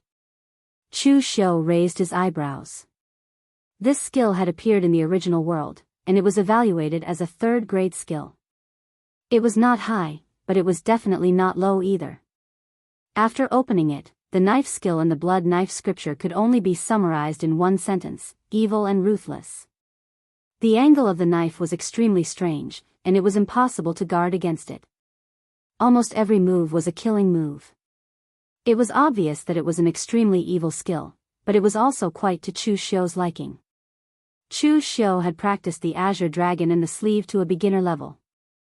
Even drawing the knife out of the sheath had become an instinct. However, the Azure Dragon in the sleeve was supposed to be a skill to hide the knife. It was particular about the Azure Dragon goes to sea, and it was a surprise at the moment of a fatal strike. However, now that he was facing an enemy, because Chu Xiu had no other skills to defend himself, he could only choose to use the Azure Dragon in the sleeve as soon as possible. It would be fine if this knife could kill or seriously injure the opponent. However, if the opponent blocked or dodged it, Chu Xiu's knife would lose its meaning, and its power would decrease by 90%. Now, with the help of the blood knife scripture, Chu Xiu's combat power could be increased a little. The blood knife scripture was put away by Chu Xiu, and he prepared to practice it later. A third-grade skill was indeed a treasure for a small clan like the Luo family. It was no wonder that it would cause a fight. The remaining secret boxes were also opened by Chu Xiu. However, the things inside were somewhat unexpected. It turned out to be a mechanical hidden weapon, and it was a hidden weapon from the Thousand Machines sect. During the Great Calamity of ancient times, the Tang sect of Sichuan was the strongest in the field of hidden weapons. After the calamity, the survivors of the Tang sect of Sichuan rebuilt the Tang sect and changed its name to the Tang Family Fortress. It was the top martial arts force in the land of West Chu. Moreover, before the Great Calamity, the Thousand Machines sect's attainments in the field of hidden weapons were second only to the Tang sect. However, the difference between the two sects and the Tang sect was the understanding of hidden weapons. The Tang sect paid particular attention to the use of hidden weapons and poisons. It was still based on people and supplemented by hidden weapons. The current Tang family fortress followed the path of the Tang sect in the past. The Thousand Machines sect mainly researched mechanical hidden weapons, which could be used by ordinary people. Although the cost was high, it was undoubtedly more suitable for some low-level martial artists. Unfortunately, the inheritance of the Thousand Machines sect had been broken. Although the Tang family fortress would sometimes make some mechanical hidden weapons, there were not many. The hidden weapon in Chu Xiu's hand was called the Thousand-Leaf Plume. It looked like a cylinder, and there were instructions in the secret case. As long as the trigger was pressed, the thousands of metal leaves that were as thin as cicadas' wings would explosively shoot out. Its might was extremely terrifying, but it was a pity that it could only be used once. Moreover, the instructions said that the Thousand-Leaf Plume could theoretically kill a Xiantian martial artist, but that was only in theory. In a face-to-face situation, a Xiantian martial artist would definitely be able to block this hidden weapon if they were prepared. As Chu Xiu was bitterly practicing the blood blade scripture, Chu Shang had already brought the caravan back to the Tongzhou prefecture. For Chu Shang, this time's caravan was just like a vacation, without the slightest pressure. With the protection of a blood condensation expert like Lin Xian, when they passed through Shangmang Mountain, they paid the toll according to the rules. The bandits also obediently let them pass, and there was no danger at all. Thinking of this, his proposal to trade for Chu Xiu's caravan with his father was simply a great profit. Of course, Chu Shang could only bring this up once. If he brought it up again, he would be asking for a foot after taking an inch. He was not an idiot, and he knew that his father's love for him was limited. If he provoked Chu Zongguang's disgust, then his position in the Chu clan would be no different from Chu Xiu's. Just as he was thinking of this, over 100 bandits appeared in front of him, blocking the road and collecting the toll. The person leading them was still Feng Yidao. He often guarded this area, so the Chu clan's caravan members all recognized him. One of Chu Shang's subordinates handed over a banknote and cupped his hands. "Leader Feng, please let us pass." Feng Yidao frowned. "Only 400 taels, why is it so little?" "We'll go search it." The steward hurriedly said, "Leader Feng, our Chu clan has always followed the rules. We definitely won't be short of the toll we should pay." Feng Yidao sneered, whether you follow the rules or not, it's not up to you, it's up to me. Now you won't let me search, could it be that there's something fishy going on? Chu Shang's eyes revealed a hint of anger. The last time he went to Yan Kingdom, he did not suffer this kind of humiliation. Just as he was about to say something, a steward next to him quickly pulled him back. Fourth young master. Don't be impulsive. This is Shangmang Mountain, if they want to search, then let them search. In any case, we didn't do anything. Chu Shang coldly snorted, let them search. Several bandits walked over and searched the caravan one by one. After calculating for a bit, they whispered a few words into Feng Yidao's ear. Feng Yidao sneered, you still say you didn't do anything fishy? Your caravan's goods are worth around 6,000 taels, so the toll is not 400, but 600. Hearing this, Chu Shang couldn't bear it anymore. He pointed at Feng Yidao and angrily shouted, you are deliberately looking for trouble. What do bandits know about the price? This caravan of goods is for you, if you can sell it for 6,000 taels, these goods will belong to you. Hearing this, the steward next to Chu Shang immediately cursed in his heart. This fourth young master was too impulsive, he actually dared to go against those bandits. Although he had never been a steward of a caravan before, he knew that when people were under someone else's roof, they had no choice but to lower their head. This was Shangmang Mountain, the territory of those bandits. Wasn't it just 200 taels more? If these bandits wanted to extort money, then they could just spend 200 taels more to buy their safety. Why bother clashing with them?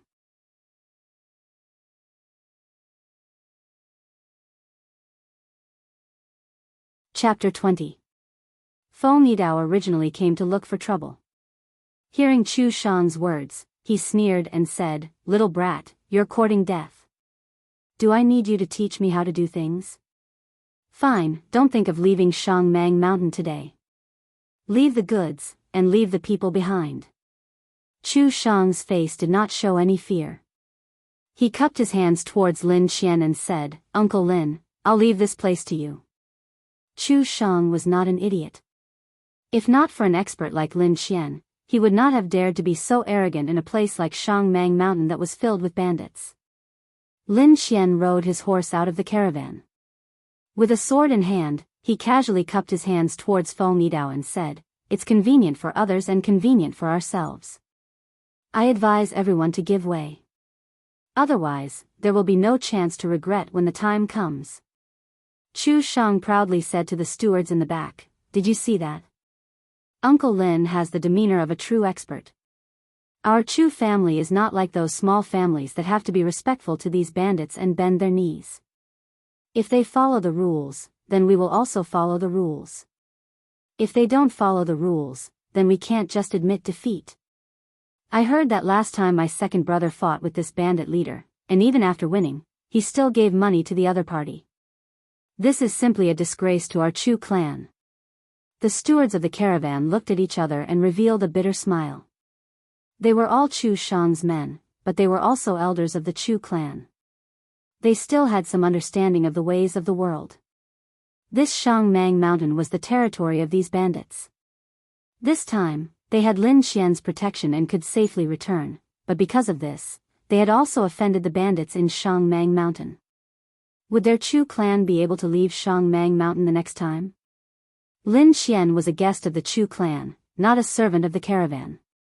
He would always accompany them on their travels. Moreover, they had heard that the bandits in Shangmang Mountain were very strong, and there were even Xiantian realm experts among them. If they were to alarm the Xiantian realm experts, even Lin Qian would not be able to protect them. Could the clan head personally escort the caravan? The fourth young master had actually said that the second young master had lost face for the Chu clan. Anyone with a discerning eye could tell that the second young master had done the safest thing. First, they had defeated the bandit, gaining face and displaying their Chu clan's strength.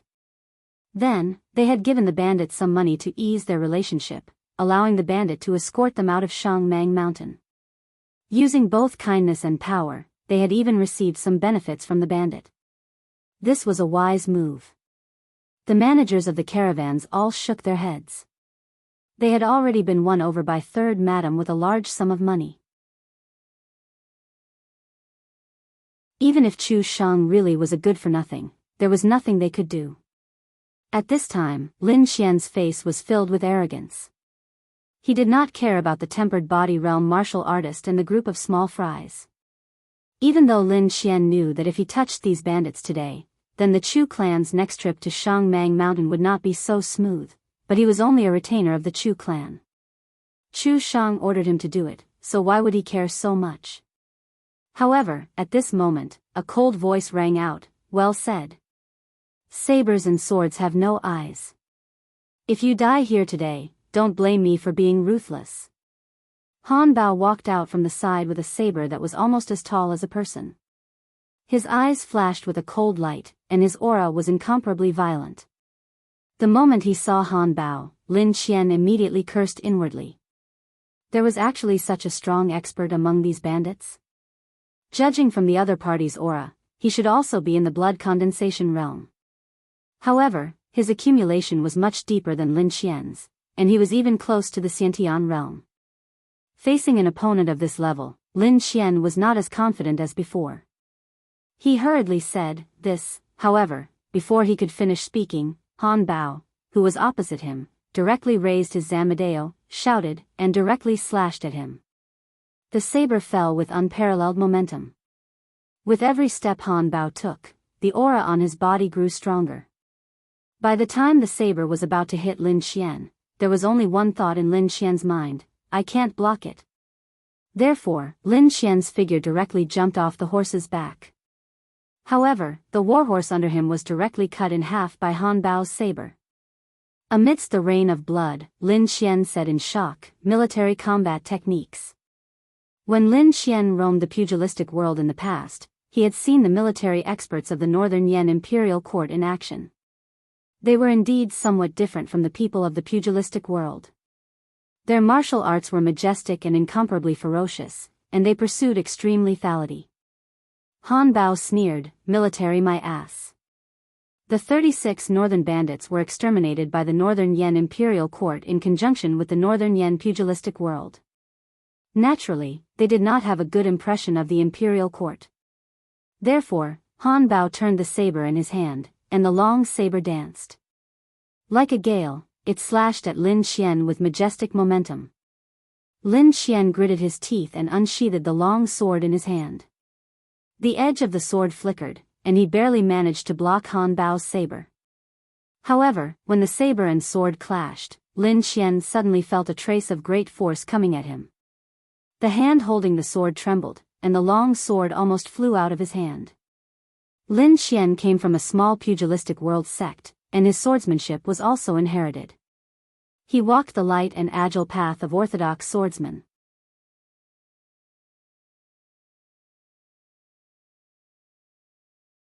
This new courtyard was much larger than the small courtyard he had in the Chu clan.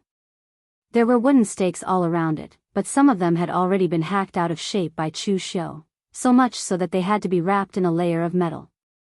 Ma Kuo stood to the side with his heavy sword. When Chu Xiu finished practicing, he could not help but shake his head and said, "Child Chu, where did you learn this evil saber technique? It's really evil and not the right path." Chu Xiu flicked the goose feather saber in his hand and said lightly, "Martial arts are used to kill people. It doesn't matter if it is good or evil, as long as it can kill people." The short saber from before was put into his sleeve, or more accurately, on his arm. Chu Xiu originally had a weapon shop, so he specially asked the people in the weapon shop to make a thin short saber, and the scabbard was tied to his forearm. In this way, even if Chu Xiu wore close combat clothes, others would not be able to see that there was a short saber hidden in his arm. Now, after practicing the blood saber scripture, Chu Xiu's saber had also been replaced by a narrow goose feather saber. Ma Kuo had exchanged a few moves with Chu Xiu, but Chu Xiu's evil blood saber technique had left a deep impression on him. Each of Ma Kuo's moves was extremely ruthless.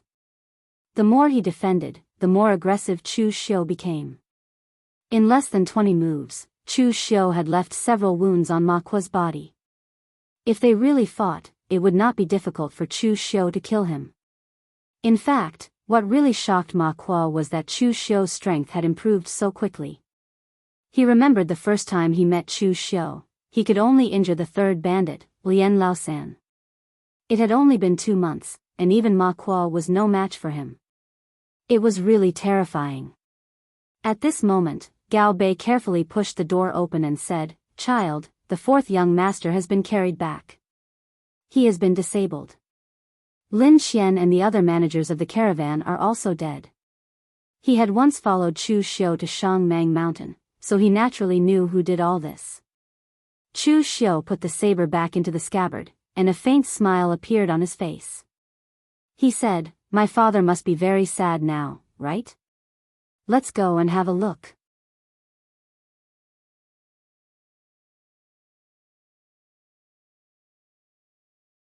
Chapter 21. When Chu Xiu returned to the Chu family, the entire Chu family was in a mess. Chu Shang was lying on the stretcher, howling in pain while the third madam was crying on Chu Shang's body. The eldest son Chu Xiu and the eldest madam were rejoicing in Chu Shang's misfortune, while the third madam and the second madam were hypocritically comforting Chu Shang. However, their acting was a bit clumsy, to the point that even Chu Xiu couldn't stand it anymore.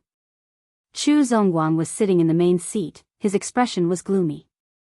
His anger was like a volcano, ready to erupt at any time. As for the other Chu family elders, they didn't care much about the family's affairs, especially now that the patriarch's son was involved.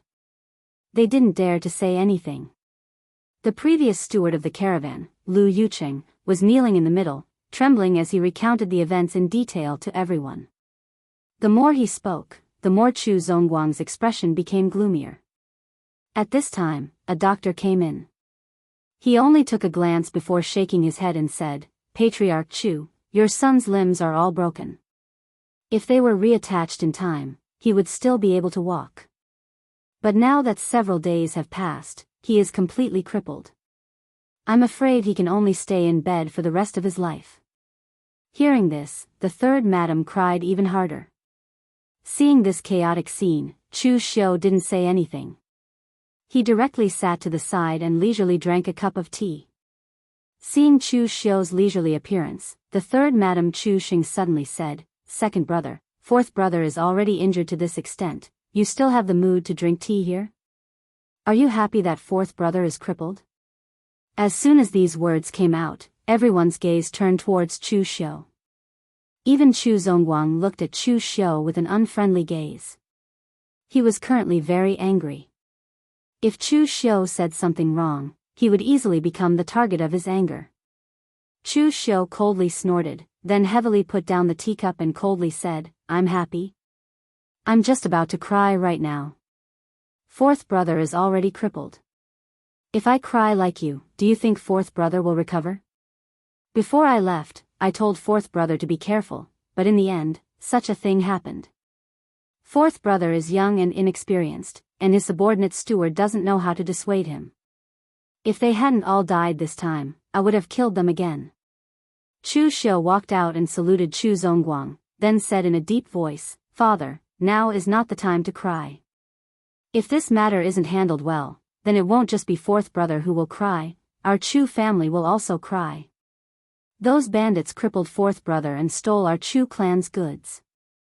There's already a deep grudge between us, but should we fight or not? If we fight, then we need to investigate the location of the other's village and their strength. After all, the leader of the bandits has the ability to easily kill Lin Xian. And if we don't fight, will our Chu clan's caravan be robbed the next time they enter Shangmang Mountain? I won't say much about who is right and who is wrong in this matter. In any case, if this matter isn't settled, our Chu clan won't go through Shangmang Mountain in the future. We'll just take a detour and take the official road. All of this is up to Lord Father to decide." Chu Xiu gained the upper hand with a show of strength. His imposing manner was incomparably calm, and he unexpectedly subdued everyone present. As these words were spoken, the complexions of everyone present changed. Even Chu Xing couldn't be bothered to pretend to cry. This matter was absolutely a major matter for the Chu clan. If they fought, did their Chu clan have the ability to do so? His favorite son had been crippled, so Chu Zongguang was naturally angry. But after all, Chu Xing's life was still there, so he wouldn't go crazy. For the past 20 years, he hadn't carefully managed the Chu clan. Besides him, there were very few martial artists in the Chu clan who could truly fight. Compared to those bandits who numbered in the hundreds or even thousands, they had no advantage at all. The most important thing was the strength of the bandit leader. With the eyesight of Lu Yuqing and the others, they simply couldn't see whether the bandit who killed Lin Qian was at the blood condensation realm or Xiantian realm. But from his description of the result of the battle, the other party was most likely at the Xiantian realm. That kind of strength could almost be considered as crushing. This way, if they fought head-on, they wouldn't have the confidence to win. And the remaining Chu Kai and Chu Sheng, as well as the Chu clan elders, had the same thought. The Chu clan wasn't just Chu Zongguang's Chu clan, it was also their Chu clan. In order to avenge Chu Shang, the result was that the entire Chu clan would have to risk their lives to fight against those bandits. This was obviously not something they wanted to see. Chu Xiu retreated to the side, his eyes revealing a trace of ridicule. With the Chu clan's conduct, it really wasn't easy for them to last until now. Everyone was only thinking about their own benefits. There wasn't a single person who was thinking about the Chu clan as a whole. In fact, Chu Xiu even had a feeling that even his father was the same. He was only thinking about his own benefits, as if he didn't care about the Chu clan at all. Chu Kai coughed and said, "Father, this matter should be considered at length. Those bandits have occupied Shangmang Mountain for so many years that even the soldiers have been unable to do anything.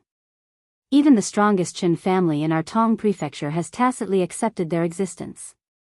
If we were to act now, it would be a bit unwise." Chu Xing also said from the side, "Big brother is right, we have to be cautious about this matter." Moreover, this matter was also fourth brother's impulsiveness. No matter how greedy those bandits were, at most they would have taken 200 taels of silver. We could have just given it to them. How could we have ended up like this? Not only have we caused so much trouble, we even caused our Chu clan's blood condensation expert to lose his life. Once the two of them finished speaking, the other Chu clan elders also began to agree, advising Chu Zongguang to calm down. Although they were all old and didn't have many years left to live, a portion of their nephews were still stewards of the Chu clan. They didn't care about the power struggles of the Chu clan's young masters, but when it came to the benefits of the entire Chu clan, they couldn't ignore it. At this time, the third madam who was lying on top of Chu Shang couldn't help crying out, "Master, you have to get justice for Shang." Chu Zongguang frowned and said, "Shut up. Do you think I don't want to get revenge for Shang? But can I gamble the entire Chu clan for a single Shang? And Shang, before we left, I warned him again and again to be careful, but he was still so impulsive and caused so much trouble." Being shouted at like this by Chu Zongguang, the third madam didn't dare say another word. Chu Shang was already crippled, so she no longer had any hope in the Chu clan. If she offended Chu Zongguang again, it was very likely she would be directly expelled from the Chu clan. At this time, an elder of the Chu clan suddenly coughed and said, "Clan master, it is not wise for our Chu clan to take revenge on Shangmang Mountain at this time. But people under the eaves have no choice but to lower their heads. As long as our Chu clan's caravan still wants to continue traveling in Shangmang Mountain, there must be a conclusion to this matter. Otherwise, if this caravan is robbed again, our Chu clan will not be able to accept it." The one who spoke was Chu Xiu's great-uncle, and also the oldest of the elders. He was already over 80 years old and normally didn't care about such matters. But this matter involved too many people, and he was afraid that Chu Zongguang would be too impulsive, so he spoke up. Chu Zongguang also took the opportunity to back down and nodded his head, saying, "Uncle is right, we will let those bandits go for now, and find an opportunity to deal with them once and for all. But next time, who will lead the caravan?" Everyone present looked at each other in dismay. Those bandits did not hesitate to cripple Chu Shang, proving that they did not put the Chu clan in their eyes. Who would dare to go again? Were they not afraid of being cut down by the bandits? At this time, the great-uncle looked at Chu Xiu, his face revealing a trace of a kind smile, and said, Chu Xiu, among us brothers, you are the most daring but careful, and the most capable. Last time, you did a good job. Not only did you not lose our Chu clan's face, but you also brought benefits to the caravan. Why don't you go again this time? Chu Kai and the others all had a complicated expression on their faces. It was very simple to see who had the most ability. When something happened to the clan, the first person everyone would look for was obviously the one with the most weight in everyone's hearts. Now that the great uncle spoke, it was clear that he thought that Chu Xiu's ability was more outstanding than theirs. Of course, they did not fight with Chu Xiu for this limelight. Such a dangerous task, even if it was given to them for free, they would not do it. Chu Xiu did not agree, and only sneered in his heart. This old thing really had a good idea. When it was his turn to take on a dangerous task, he would become the Chu clan's young hero. Chu Xiu remembered very clearly that none of the elders had even looked at him in the eye during the clan meeting. Chu Zongguang also coughed and said, Chu Xiu, since first uncle has said so, then you go. Chu Xiu still did not agree. He just stood up and said in a deep voice, Dare I ask, Sir Father, does my Chu clan still have rules? Chu Zongguang frowned and said, What are you talking about? Of course there are rules. Chu Xiu said indifferently, Since there are rules, then things can't be done like this. The caravan is managed by me, and it is also under my hands that the profits have doubled. Sir Father said that if you want to train fourth brother, you can. I gave the caravan to fourth brother without any hesitation. But the result? Chu Shang messed things up, and I have to clean up his mess. Who is responsible for this? Also, who does this caravan belong to in the end? If things go on like this, then Sir Father, this child will not accept it. Chu Xiu's last sentence suddenly stunned everyone present. Although Chu Zongguang did not care much about the Chu clan these years, his prestige within the Chu clan did not decline. After all, his strength was still there. Chu Xiu could be said to be the first person in so many years who dared to disobey Chu Zongguang's orders, and this person was his own son.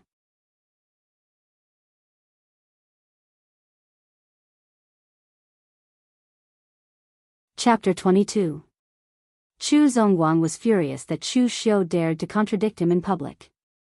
He was even prepared to take away all of Chu Xiu's authority and make him kneel in front of the ancestral hall. However, after his anger subsided, Chu Zongguang was stunned to find that no one in the entire Chu family could handle this matter. Chu Kai and the others didn't have the ability, and they didn't dare to go. The other stewards of the Chu family also didn't have the courage and ability. Chu Zongguang dared to go, but the problem was that once he went, the nature of the matter would change. No matter what, Chu Zongguang was still the patriarch of the Chu family. If he took a tough stance, it would be easy to tear the other party's face. If he took a weak stance, he would lose face for the Chu family. Therefore, no matter how one looked at it, Chu Xiu was the most appropriate person to handle this matter. However, before Chu Zongguang could say anything, the third madam shouted at Chu Xiu, Shang, is already injured, how do you still want to punish him? Chu Xiu faintly said, Just because he's injured, he'll be fine. Isn't this a bit too easy to use? The third madam wanted to say something, but Chu Zongguang directly waved his hand and said, Take Shang, out and let him recuperate. From now on, he doesn't need to worry about the Chu family's business. After saying that, Chu Zongguang turned his gaze to Chu Xiu and coldly snorted, From now on, the caravan will be handed over to you. No one can take it away. Go to the accounts room and get some money. You can spend it as you see fit, but don't let my Chu family suffer too much. Chu Xiu nodded and said, I understand.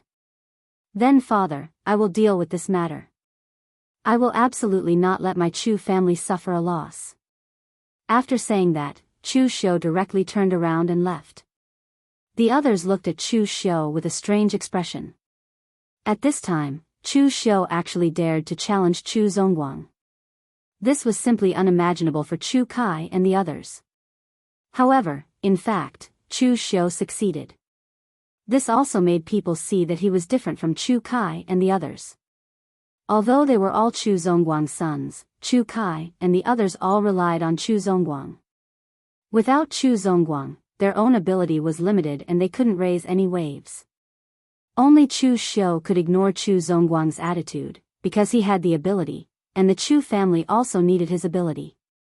This was the reason why Chu Xiu dared to challenge Chu Zongguang. Of course, Chu Xiu's action also angered Chu Zongguang. Originally, he didn't like Chu Xiu very much. Chu Xiu didn't like him. Chu Xiu Xiu. After all, the position, Chu clan's position, Chu would. The position. Chu Zai was the family. After leaving the Chu family, Chu Xiu rubbed his face. He found that his plan should change.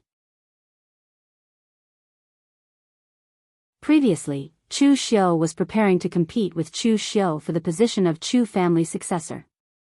At that time, Chu Xiu didn't even regard the three of them as enemies. But now, Chu Xiu realized that his biggest enemy was not the three of them, but his cheap father, Chu Zongguang.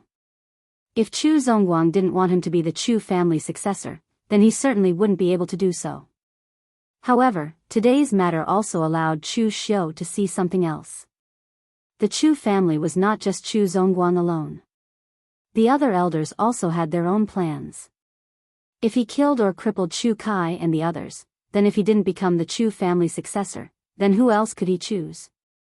At that time, it was estimated that the elders would make him the successor for the stability of the Chu family and their own interests. Just like today, the elders simply didn't care about avenging Chu Shang. They only cared about whether their own interests would suffer or not. Of course, Chu Xiu was the same.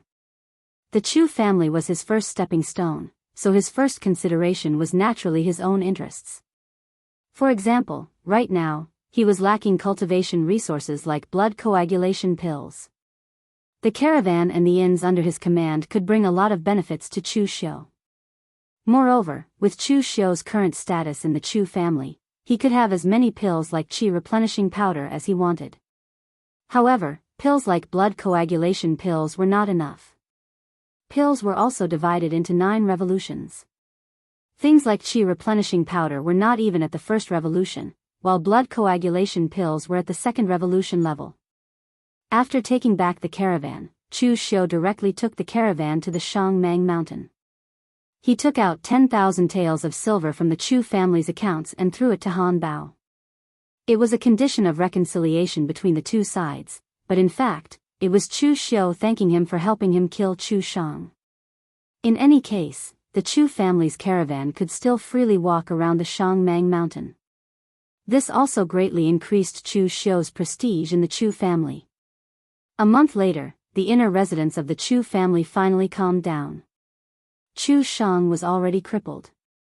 Because of the trouble he had caused, even Chu Zongguang was somewhat dissatisfied with him. He only came to see him twice and did not come again. Chu Kai, the eldest son of the Chu family, was happy to see this happen. His fourth brother actually stood on his third brother's side.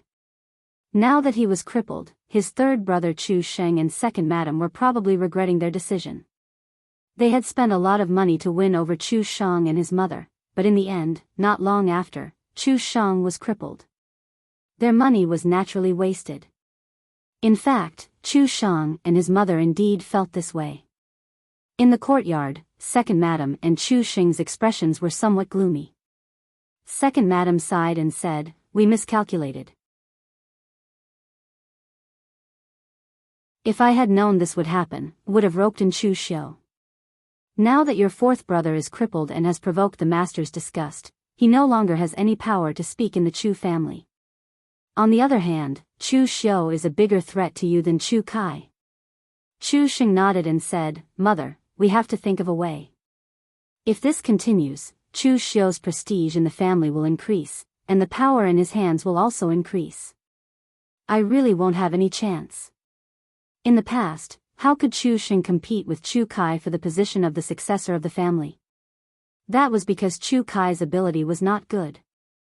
Except for his age and identity as the eldest son, Chu Xing thought that he was not inferior to him in any way. But now, another Chu Xiu had popped out. He wasn't the eldest son either, but he was stronger than him. This was something that everyone in the Chu clan could see. In this way, his advantage had become the one with the least.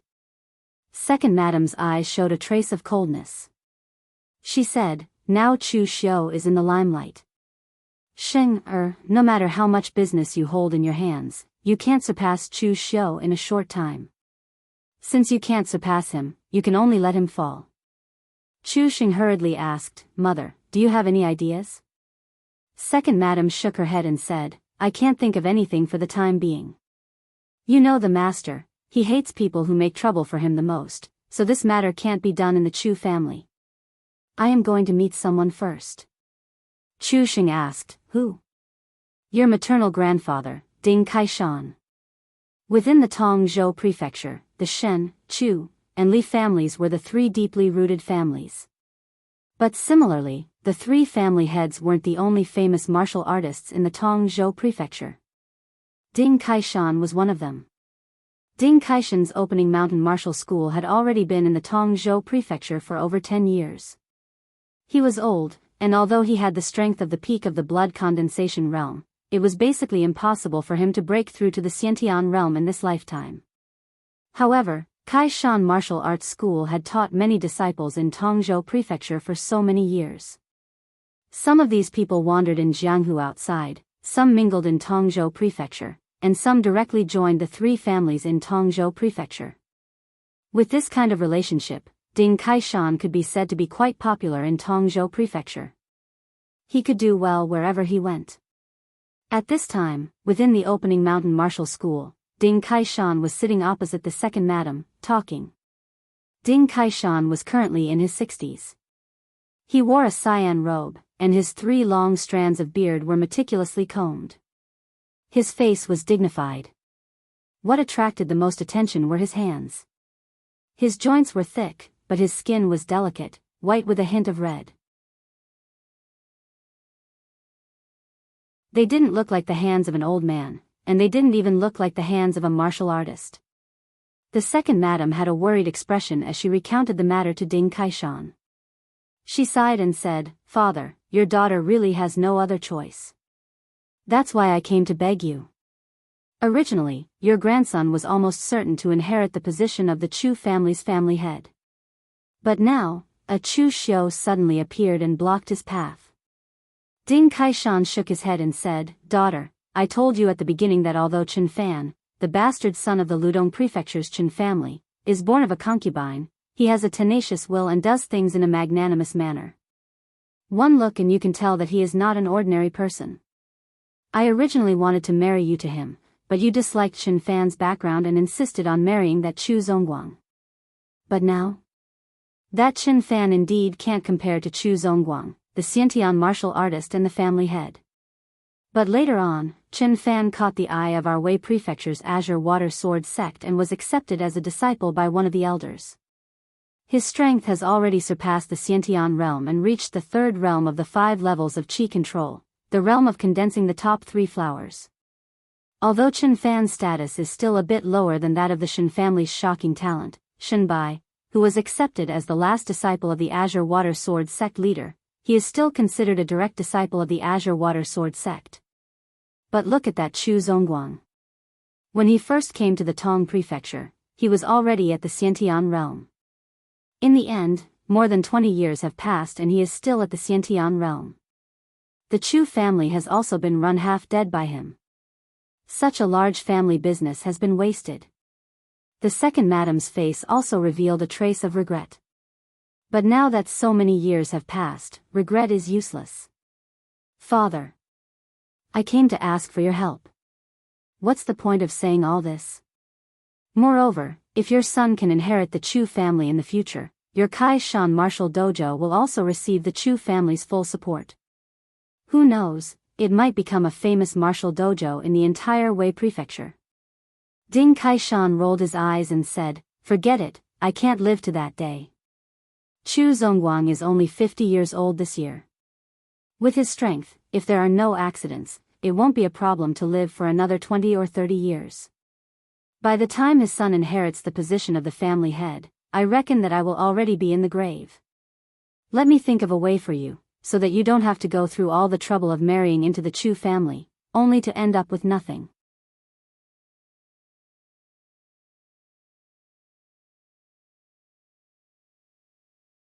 Chapter 23. After all, the second madam of the Chu clan was just a woman. Although she was vicious, she could stir up trouble within the Chu clan. Outside, she was far from enough. Ding Kaishan, an old fox who had been in the Tongzhou prefecture for decades, was the best choice. Ding Kaishan pondered for a moment, then said, according to what you said, Chu Xiu's influence has already been established. He only needed a few things to completely establish his position in the Chu clan. Shengzi is not the eldest son, and he is not very favored by Chu Zongguang. Against Chu Xiu, he cannot gain any advantage within the Chu clan. Therefore, I only have one idea. We can only use external means to deal a blow to Chu Xiu. The second madam sighed. But I am just a woman, and I have some influence within the Chu clan. I can't interfere with outside matters. That is why I came to beg you, father. Ding Kaishan stroked his long beard. There is always a way. I just remembered that Chu Xiu's caravan recently received a big deal. I have a disciple who works as an escort. When he went to the Yan kingdom last time, he happened to run into the Chu clan's caravan. I heard that the Chu clan's caravan reached an agreement with a local merchant in the Yan kingdom to buy the refined ores produced by the Chu clan at a high price. They even paid a large deposit. The second madam said with some jealousy, ever since Chu Xiu came back from the Nanshan mining area, it has been like his luck has changed. He has encountered all sorts of good things. Ding Kaishan's expression turned serious as he said, this isn't luck, but Chu Xiu's ability. Although he's currently fighting with Shengzi for the position of successor, you should learn from him on this point. This business has nothing to do with Chu Xiu. He has long since stopped managing the caravans, leaving it to the managers of the caravans to manage. This business was also negotiated by the managers of the caravans themselves. In the past, when the Chu clan managed the caravans, they only gave them a monthly stipend. But now, Chu Xiu is willing to give them 5% of the profits. Don't underestimate this 5%. It is precisely because of this 5% that these caravans are working so hard. The more the caravan earned, the more silver the members of the caravan would receive. Therefore, the managers of the caravans don't need Chu Xiu's urging. They spend their days figuring out how to increase their profits. The servants of the caravans don't need to be urged either. They are all very efficient, because the more they go, the more money they can get. The people in your Chu family might not have noticed these things, but you don't know that in the Tong State Prefecture, they all say that among the younger generation of your Chu family, Chu Xiu is the only one worthy. The second madam face turned red and white. She still couldn't accept the fact that Chu Xiu was so outstanding. Ding Kaishan smiled and said, however, no matter how outstanding Chu Xiu is, it's useless. My son is my grandson, so of course I have to stand on his side. Chu Xiu's caravan has negotiated such a large business deal. What if something goes wrong? If he can't deliver the ores on time, not only will he have to pay the deposit, but the reputation of his caravans will also be ruined. There are countless caravans between the Wei County and the Yan Kingdom. No one is willing to do business with a caravan with a ruined reputation. The most profitable business Chu Xiu has is the caravan. Without the caravan, his position in Chu Xiu's family will be ruined. You should know this very well. The second madam frowned and said, I still can't do it. The Nanshan mining area will ship a batch of ores every month. Although Chu Xiu is no longer the manager, he is still a member of the Chu clan.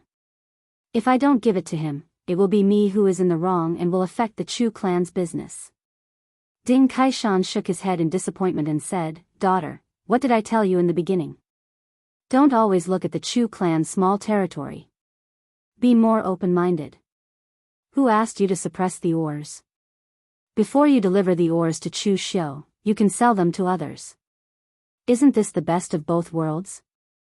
The second madam hesitated and said, the Nanshan mining area produces refined ores. If we sell them at the highest price every month, we can make tens of thousands of taels of silver. In the past, the Chu clan kept some of these ores for ourselves and used the rest to forge weapons and sell. Who can buy so many ores in one go now? If we sell them at a low price and Chu Xiu finds out, he will report it to the master and harm the Chu clan's interests. This is the master's bottom line. It's true that Chu Zongguang didn't care much about the Chu family's affairs these past few years, but Chu Zongguang also has a bottom line. That is, no one, including his own son, can harm the Chu family's interests, otherwise they will definitely be severely punished. It was because of this bottom line that the Chu clan did not decline much in the past few years, although they did not develop. Ding Kaishan shook his head and said, who told you to sell them at a low price? Just sell them at the market price. If Chu Xiu sells these ores to a big businessman in Yan Kingdom, he may make double the profit, but how much money can he give to the Chu clan? At most, less than 1/3 of it. After you sell this batch of ores, give all the profits to the Chu clan and keep nothing for yourself. In this way, the Chu clan will not suffer a loss, and you will not suffer a loss, so the only one who will suffer a loss is Chu Xiu. Then who are you going to sell this batch of ores to? Ding Kaishan said with a smile, with your father here, with my connections, are you afraid that you can't sell this batch of ores? The close confidant of the Li clan's third young master is my disciple. I can help you pull some strings and let the Li clan buy this batch of ores. The Li clan is much better at forging weapons than the Chu clan, but they do not have ores. If the Chu clan is willing to sell, even if it is a little higher than the market price, I believe the Li clan will agree.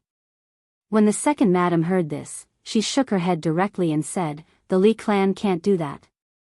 When the Chu clan first established itself in Tongzhou Prefecture, the Li clan was the one who made things difficult for us the most. If we sell the ores to the Li clan, let's not talk about whether the master will agree or not, but the rest of the Chu clan will not agree. Ding Kaishan waved his hand casually and said, you think too much. You have been so indecisive since you were a child. How can you be afraid of wolves in front and tigers behind? The Li family did make things difficult for the Chu family when they first established themselves in Tongzhou Prefecture, but that was in the past. So many years had passed, and the old man of the Li family was already dead, but the Chu family didn't take revenge on him. So you don't have to worry about this matter. As long as Chu Zongguang doesn't say anything, the Chu clan will not pursue this matter. In any case, the Chu clan did not suffer any losses in the end. Seeing that the second madam was still hesitating, Ding Kaishan's eyes flashed. How about this? You sell the ores to me, and I will sell them to the Li clan's third young master. This way, this matter will have nothing to do with you. The second madam thought for a moment. Ding Kaishan's words seemed to make sense. In any case, her father would not cheat her, so she directly said, in that case, I will trouble you, father. Ding Kaishan nodded and said, that's right, how much refined ores does the Chu clan's Nanshan mine produce in a month? The second madam thought for a moment and said, I am a woman, so I am not too clear about this. However, it should normally be around 50,000 jin. Ding Kaishan was slightly surprised. According to the highest market price, 50,000 jin of refined ores can be sold for 50,000 taels of silver. If that is the case, the Chu clan's most profitable business should be the mine. The second madam smiled bitterly and shook her head. How could it be that easy? It is easy for people to die in the mine. Every year, our Chu clan buys a large number of prisoners from the government. Also, these ores must be refined before they can be used. 50,000 jin of refined ores requires at least 500,000 jin to be refined. The cost is too high, so the profit isn't that great. Ding Kaishan revealed a pensive expression and said to the second madam, all right, leave this matter to me. Later, you can send someone to deliver the refined ores to me. After that, I will definitely give you more than 50,000 taels of silver. Don't worry, although Chu Zongguang is disappointing, I won't let you marry into the Chu clan for nothing. In the future, the Chu clan will belong to my grandson. The second madam left happily. Compared to the first madam, her only advantage was her background in the Tongzhou prefecture. With such a powerful external aid like Ding Kaishan, so what if the first madam came from a large clan?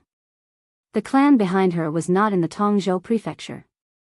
Early the next morning, the servants of the Chu clan brought carts of oars to the Kaishan martial arts school. Ding Kaishan looked at the oars and asked the steward, "How many jin of oars did you send?" The steward glanced at the booklet and said, "It's 57,000 jin." Ding Kaishan raised his eyebrows and said, "Change it to 52,000 jin." The steward was startled, then he understood what Ding Kaishan meant. He smiled bitterly and said, "Dojo Master Ding, I will lose 5,000 jin of refined ores. I won't be able to explain myself when I return." Ding Kaishan waved his hand and said, "You know my identity, so you should also know who asked you to do this. Is it so difficult to change the accounts? Remember, don't talk nonsense when you return." The steward nodded quickly. Only now did he remember that this dojo master Ding was the father of the second madam. If the second madam wanted to secretly give her father some benefits, of course she wouldn't make it public. Naturally, he wouldn't need to explain himself to anyone. With this in mind, the steward immediately changed the amount of refined ores from 57,000 kilograms to 52,000 kilograms. Only then did Ding Kaishan let them leave in satisfaction. You're tuning into the Carefree Valley YouTube channel. Don't forget to subscribe and join us on this journey to catch the most captivating stories.